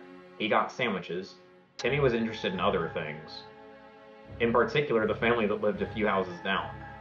They were the only kids around that would hang out with him. He particularly liked Dad. Dad was handsome, tall, and athletic. Oh shit, you were right. Yeah! So he got Chad to ask Flora for more than just sandwiches. He wanted to see Dad and Matt sleeping. When Timmy's parents found he'd allowed a hobo to squat in their home, though, they got mad. They never beat Timmy, they just yelled at him. They tried to kick Chad out, so Chad and Timmy killed his parents. Police first found the bloodstains in the house, and then the bodies underneath it. With his parents' camera, Timmy started snapping photos of Dad, Matt, and Flora while they slept. Flora noticed the light. She was a light sleeper, apparently. This didn't stop Timmy. He kept taking pictures for over a year. Finally, one night, Flora caught him. She told him she'd tell her mom and that he was going to be in big trouble. The next day, Chad called them over to listen to records. I would guess at Timmy's request, but who knows. When Timmy was coming back from buying food, he saw Flora walking away from the house. He didn't want her to tell on him for taking the pictures, so he grabbed her and dragged her into the woods. He didn't kill her right away. In all the photos they found hidden in the house, there was one faded photo of a teen girl. It was Flora. I'm sure of it. In the photo, she was in some sort of cabin. She wasn't tied up, but she looked so unhappy. The whole cabin seemed tinged with unhappiness. It was an awful-looking place. She was 12 when she disappeared. So she was kept somewhere after her kidnapping. Somewhere no one ever thought to look for her. Only Timmy and Chad knew where she was. Probably where Chad hid while police looked for him. After Timmy thought it was safe for Chad to come out, my dad was first in finding him and was involved in the man's murder. That much was confirmed for me by Detective Kirby. Timmy was already at his cousin's home by this time. He'd been taken as soon as his parents were found. So whenever Flora was being kept, she was left alone once Chad died. While he was at his cousin's, I think Timmy had a psychotic break. Chad really was his whole world. He'd drawn Timmy into his delusions. He talked to what he thought was Chad in the vents and in the woods, but I don't think anyone was there. No fingers poked out of the vent. Because if it wasn't all in Timmy's head, who was that? No, I believe there was a finger. I don't think so. But I mean, because they're like the little cousins, they were small, so they hear. Yeah, you're right. And this is where Timmy was probably already had learned, like, cause he like learns voices, so he's probably doing both voices. Right. Yeah, he was just sitting there mimicking each other the voices to himself, like ventriloquism style, and scaring the shit out of his cousins. Yeah. Okay. I agree with you there. After some time with his cousins who didn't even like him, he ran away. He probably had money stashed somewhere, or maybe he just became a beggar. My dad, on the other hand, grew up and moved on. He met a beautiful gymnast and married her. That's where I come in. We were a reasonably happy family, from what I understand, until something happened that made Mom and Dad resent each other. They divorced. Dad fought like hell for custody, and Mom went back west where she'd originally come from. Not long after Mom was out of the picture, I started seeing the flashing lights. When I told Dad and Uncle Matt, it terrified them. The possibility that I could end up disappearing like Flora is just about the only thing that could terrify my dad. What I never knew is that after I told them about the lights, they went out to the park together while I stayed with Uncle Matt's wife. They spent all day looking for the place they buried Chad, but they found it. And they dug him up to make sure he was really dead. That's why Dad was so insistent that the lights were just in my head or passing cars. Because the guy they believed was behind Flora's abduction was dead and buried. And they had to believe it was him behind it, because if they didn't, they'd murdered an innocent man. Since this man probably murdered Timmy's parents, he wasn't that innocent, but they didn't know that. Years later, when Dad found the pictures of me in that house, he knew he'd been wrong. Whoever it was, he figured, was the same person taking pictures of Flora. They'd murdered the wrong person, and I was in danger. He went out looking for anyone suspicious, roughed up a few guys, but nothing came of it. I think what happened is that Timmy was still obsessed with Dad. He did something to sabotage Mom and Dad's relationship. That's when Mom was out of the picture. He inserted himself into the family in the only way he knew how, by sneaking pictures of me while I slept. Oh, dude, this just made me think of, like, how he always loved, I always loved your father. Yeah. Early in the remember? Ooh!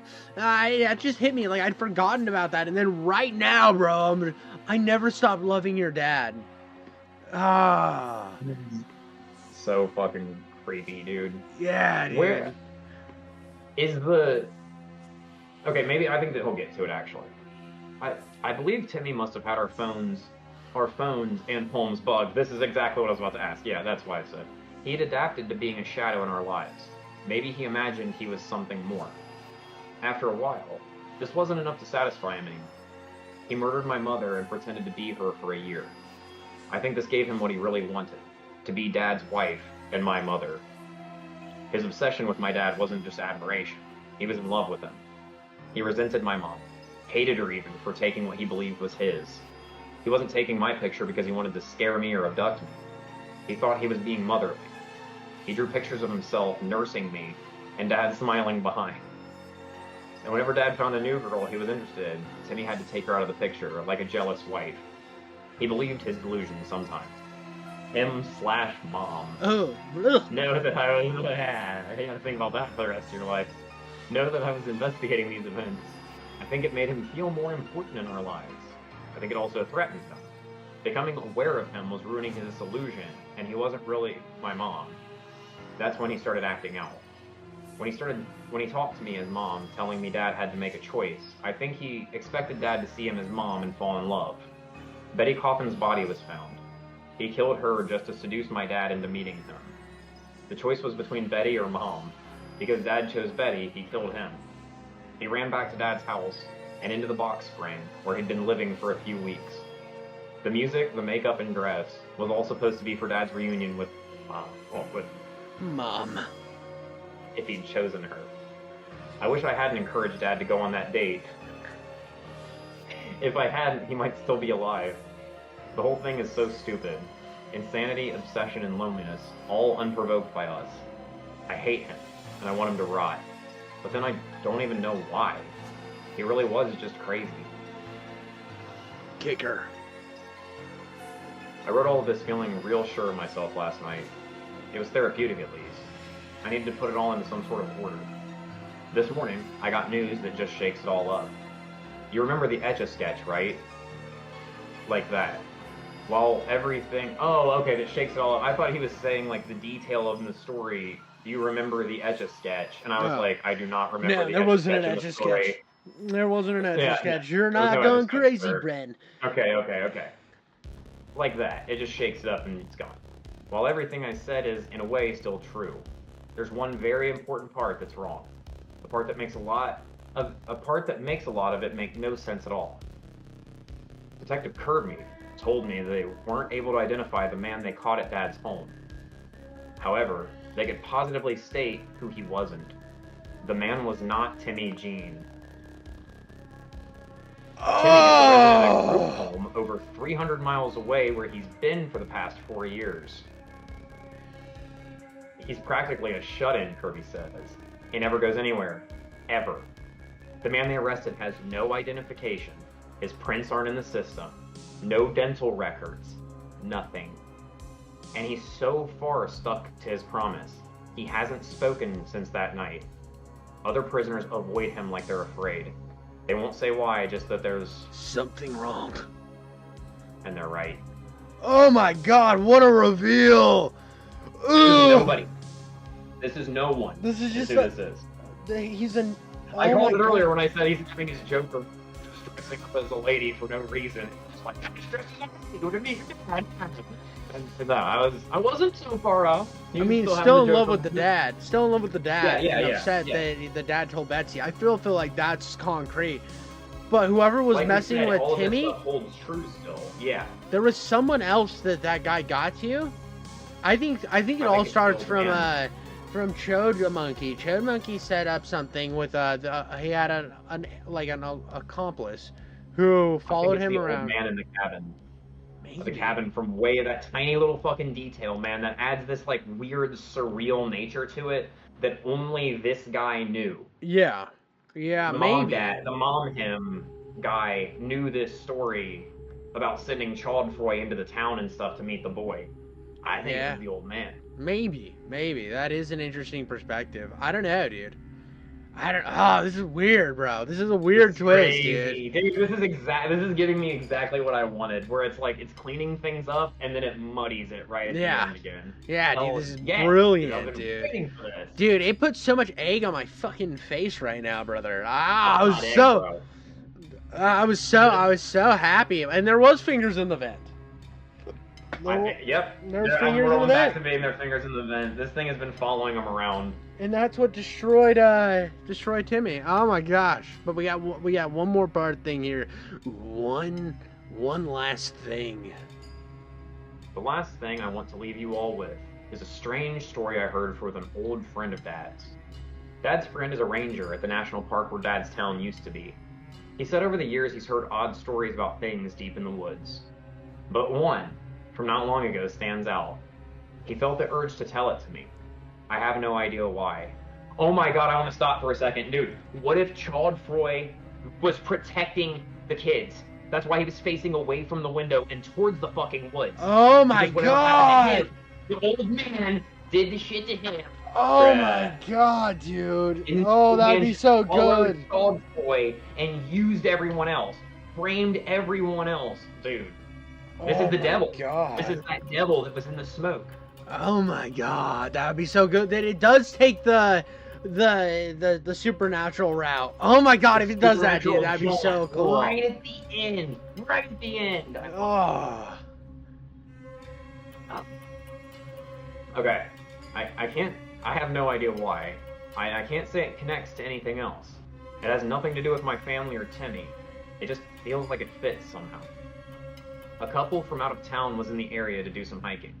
The park connects to the Appalachian Trail. Oh, I love the Appalachian. I've part of that. So lots of experienced hikers come through. That was my first hiking trip ever, and I was terrified. They decided to do a little off-trail hiking. As I mentioned before, there are miles of untouched woods back there, so they had plenty of room for exploring. After hours in the woods, they realized their compass wasn't working at all. Their phones had no signal, of course. They were lost. That deep in, the woods were pretty dense, and the sun was starting to set. They were experienced enough to have an adequate water, rations, and camping gear, so they didn't panic. But they kept walking, hoping to make it to a road or ranger's camp. When it got too dark to see, they started to set up camp. That's when the girl tells her boyfriend she can see a light. He looks and sees it too. It looks like artificial light. They weren't sure if they were still deep in the woods or not, but it felt eerie. They walked carefully toward it, using an emergency flashlight. They couldn't hear any traffic as they got near and saw no other lights. But the lights seemed to be coming from a real house. A little aged, but no cabin or shack. There was a clearing around the house, large enough for two people to walk side by side. The guy insisted they examine the perimeter first. His girlfriend thought he was being ridiculous, but he told her he had a bad feeling about the place. She thought the woods at night was making him jumpy. Still, she went along. Shingled roof, wood-sided walls, curtained windows, and even a front porch. What they couldn't find was a road, or even a path or a trail. Nothing but woods. The woods surrounded the whole circumference as densely as any part of the woods. That didn't sit right at all. But they needed help. They knocked on the only door. An older man answered the door pretty quickly. He looked well-groomed, dressed in a nice shirt and a pullover sweater. "Evening, strangers," he says, like it was no big deal. The boyfriend apologized for bothering him and explained how they'd been wandering the woods all day and his house was the first they'd found. The man was understanding. He invited them inside and seated them in his living room. It was nicely decorated and toasty inside. They didn't even notice her at first, but there was a woman seated in the corner of the room, it's Flora. She didn't say anything, but nodded politely to them when noticed. The guy and girl exchanged glances. They felt horribly uncomfortable. The man returned to the living room with a tray of tea. He set it in front of them, then sat across from them. They poured themselves each a cup. The man watched very carefully. They didn't like the way he scrutinized them. The fire crackled and popped sinisterly, it seemed to them, behind him. The tension of the silence kept mounting, so the guy decided to say something. He noted that he hadn't seen any roads or paths around the house. Nope. The man agreed. So he asked how the man comes and goes. To this, he says he stays put. How about supplies? The man leans back in his chair and looks at the guy suspiciously. You're awfully curious, he says. They heard a strange, wet, thudding noise somewhere else inside the house right then. The man doesn't react, so they pretend to ignore it, but they were both starting to get nervous being in the place. The guy asked the man how far from the nearest road they were. He was calculating in his head if they had enough battery to see them to it in the dark. The man answered that they were very far from any road on all sides. The girl said it was weird to her that the place was so hidden, because unless someone knew it was there or stumbled out on it by pure chance, no one would ever find it. There couldn't be an address, after all, if there was no road. The man asked which they were. Then he said, How do I know you didn't come here to kill me? They didn't know what to say to that. They figured it was a joke and laughed uncomfortably, but he just smirked at them. He excused them. He excused himself then, and vanished around a corner into a dark hallway. While they were alone, they looked around the room. There was a painting hanging over the fireplace that kept catching the guy's attention. He didn't know why, he hated art. It was a scene of a couple walking through a clearing. There were thick shrubs around. Now that he looked at the painting more closely, he saw something that he swore wasn't there before. Staring out from one of the shrubs was a man's face, watching the couple with a look of pure hate. He was really creeped out, but he didn't want his girlfriend to see it. They drank more of the tea because it was warm. They'd taken a few gulps when they noticed the girl in the corner again. They only noticed her this time because she was shaking her head almost imperceptibly, but she kept doing it, shaking her head and looking at the teacups. She became perfectly still again when the man returned. The guy tried to explain to the man that they must be going. He didn't feel well, and there had been way too many red flags to keep ignoring. But the words that came out of his mouth were slurred and ineffectual, and he passed out. When he woke up, he had an awful headache. He shook his girlfriend awake as well. They realized they'd slept for some time. The guy suspected they'd been drugged, but couldn't be certain. The man was nowhere to be seen. Neither was the woman, and their gear was missing. They wanted to leave right away, but they needed supplies. They had no idea how far from any roads they were, so they each went searching the rooms of the house. There were 3 doors down the hall. All led to bedrooms. The first 2 was empty. So was the last, but it had their gear on the middle of a child's bed. They grabbed their stuff and prepared to leave, but the guy saw a curtain covering an opening at the very end of the hall, and he had to know. He pulled it open. It was just a closet. The man and woman must have left the house, he thought. Then he noticed the girlfriend's face. She was terrified of something, so much she was backing away and tugging at him. He looked back in the closet. It was the man, crouched down naked in the bottom of the closet looking up at them, with a smile that crossed most of his face. But the eyes fixed them with the most unmistakably intense rage. He started crawling out of the closet towards them on all fours and making sounds like they'd never heard any living thing make before. They ran out of the house and straight into the woods. They moved fast as possible, cutting themselves and tripping several times. Something in their guts kept telling them that the man was right behind them, like the man in the bushes in that horrible painting, and he was going to kill them. They finally came out of the woods on a dirt road from there, slowly followed it to a real road, and found their way back to town. They told the park rangers about it and were advised to keep the story to themselves. Later, they looked the area up on Google Earth. It took them a while, but they spotted the clearing in the woods. It was even deeper in than they had thought. As they zoomed out, the guy saw something weird in front of the house. He cleaned up the image as best he could. Still a little blurry, but the couple knew what it was. The man was standing in front of the house and looking straight up, like he knew they were watching. They sent the image to the rangers as proof. I know there are still so many questions. What really happened to Flora? Was Timmy dealing with someone else? How do you know so much about Mom? And who was the guy that got arrested? Why was the Ramones t-shirt on my mom's body? I just don't know. So for now, that'll just have to be the end. Jeez, brother. I don't think there's any other new. We go to We go to Jared Roberts. The writer is Jared Roberts. That's his name. Username U/NAZISHARKS. But Jared Roberts, I think this was the last one. That leaves, you were right, it leaves all the questions, dude. All the questions is left oh, dude. That's it, dude. That's it on that. Yep. Wow, what a great ending. It leaves so many doors open and so much speculation to be had. Oh, I love it, dude. I absolutely loved this story. Dude has an incredible catalog too. He has so much good work that he's done. It looks like. Right. I don't know everything about him because I'm kind of new to this whole no sleep thing. I think I've done more no sleep stuff in the last year than I have in my entire life. But this it's just so good, dude. This was a great series. This was literary and really scary and unnerving, like a lot of the shorter stuff that we've read, but with the kind of the time input, not exactly Chasm level, not exactly Secret Garden level, but close to it. Mm-hmm. I mean, this is a good old chunky story. Yeah. We're almost at 3 hours recording, so this was a chunky story, and we knew this was kind of going to be a longer one. But I was I would excited. like to see this as a mini series. Well, I actually pulled up one of his things, and this was from 9 months ago.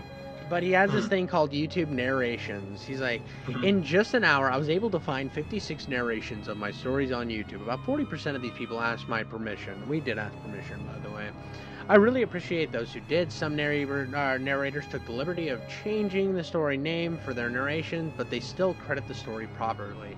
Generally, I don't mind much as long as I get credit, or as long as credit is provided. I made the stories free online for everybody to enjoy, so I try not to be a stickler. The AI narrations are pretty disgusting, but whatever. Seeing all those narrations makes me wonder, where's my movie deal? Damn it! And he posted a bunch. He posted a bunch of different narrations that people had done, which I think is really cool. I love that. Where's my movie deal? Damn it! Part so much. I agree with them. I would watch this as a mini series, man. This is like a really fucking good investigative series with enough turns and twists. Dude, this would make a perfect. This should be adapted. This would be a really good thing adapted, and just having somebody dive into the whole small town vibe, that gray forest aesthetic of Appalachia, near the coast. Oh, it'd be so Jared, good. Get a hold of us if you want us to start scripting this. I know a couple guys. Yeah, dude, somebody can script. I'm not that guy. I can probably script this out. He can script it. I could. Look at Ben thinks he could. Look at that. Look at Ben. Ben wants to work on adaptation. We'll work on this together, man. Absolutely. I love this story. I will be the naked old man in the closet. This had everything. It had because this is gonna sound really fucked up, but teenagers being chased by something isn't very scary. Adults being chased by something and haunted by something isn't all that scary. Kids seeing flashing lights outside of their rooms, a man living in the walls and talking to the strange kid in town through the vents, and starting this whole weird generational shit and stuff like that. That's real fucking horror right there, man. And this was right up my alley for all that. I remember when me and my wife first got together, right? I'm big into horror movies. She's not. She just isn't a big horror movie person. She'll watch them with me, and she likes them okay. She doesn't like being scared, though. So I remember when we first got together, we watched it together, and it scared the living crap out of her, but she liked it. And she was excited. Well, knew it. Obviously. Okay, yeah. If I suffered my wife through the old It, I would be a monster. And this is early relationship. This isn't a couple years in. I'm like, we should watch this cheesy It movie together. Not that I don't like, hey, Georgie, you want a balloon? The weird Brooklyn accent he does the entire time. I do like that, but I hadn't watched it yet. I'd watched the original. I wanted to watch it. She was over. I knew that the best way to get a girl to cuddle up next to you was a scary movie, so I put it on. I had gotten it from really reasonably legal sources, so there was definitely I had Indian writing going across the bottom Yeah, like with happening. like porno pop-ups in the corner the whole time. But I was watching it, and she was like scared. And when we were going to watch the second one, she's like, "I'm not sure if I'm ready for this." I'm like, "I don't think you understand, Dahlia. When you get into the second part of it, it's not scary anymore because it's adults dealing with this now. Yeah. It's always there's never going to be the second part that's it's when they're adults being as scary because you put yourself in the shoes of an adult at that point. You're not putting yourself in the shoes of a child. And when you part 1 and part 2 being like a really good introduction to horror for someone because it has really good writing and cinematography, especially in part 1. Part 1 is so well written with the kids and stuff. Those actors just killed it in that movie. But it really telegraphs all of the scares. Mm-hmm. Like it does the same thing over and over again where it like cuts to dark doorway or dark corner under a bed or down the sink or something like that, and then it's like music starts to build, and then something's like ooh out of the thing. So I mean, like, for someone who's just getting into horror, who's not seen that 250,000 times, like I was so fucking tired of It Part 2 by the time I was done with it. I was like, if you show me one more prolonged jump scare and something pops out of a corner, I'm out. And then like as I'm saying it, the werewolf pops out, and I'm like, God damn you all. Yeah. But no, but I think that would be just like a great little duo of movies for someone who's just getting into those. Did she like them? Yeah, she liked both of them. The second one she didn't get that scared in because again, I kind of told her that you're not going to get scared as much in the second one because when you're seeing things as an adult, you just are like, you would be scared, but you're not terrified, if that makes sense. Yeah. It's when she watches my adaptation of my father finally told me the whole truth, coming on Netflix here in a couple years, or HBO, whichever one gets me back to me first, then she's gonna be fucking terrified because I'm gonna write this thing scary, and Jared's gonna home.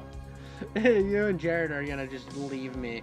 I better. No. I'll be the father. I'll There we go. I'll keep the gut that I have going, and I'll just be a really curmudgeon-y old man that has a southern voice.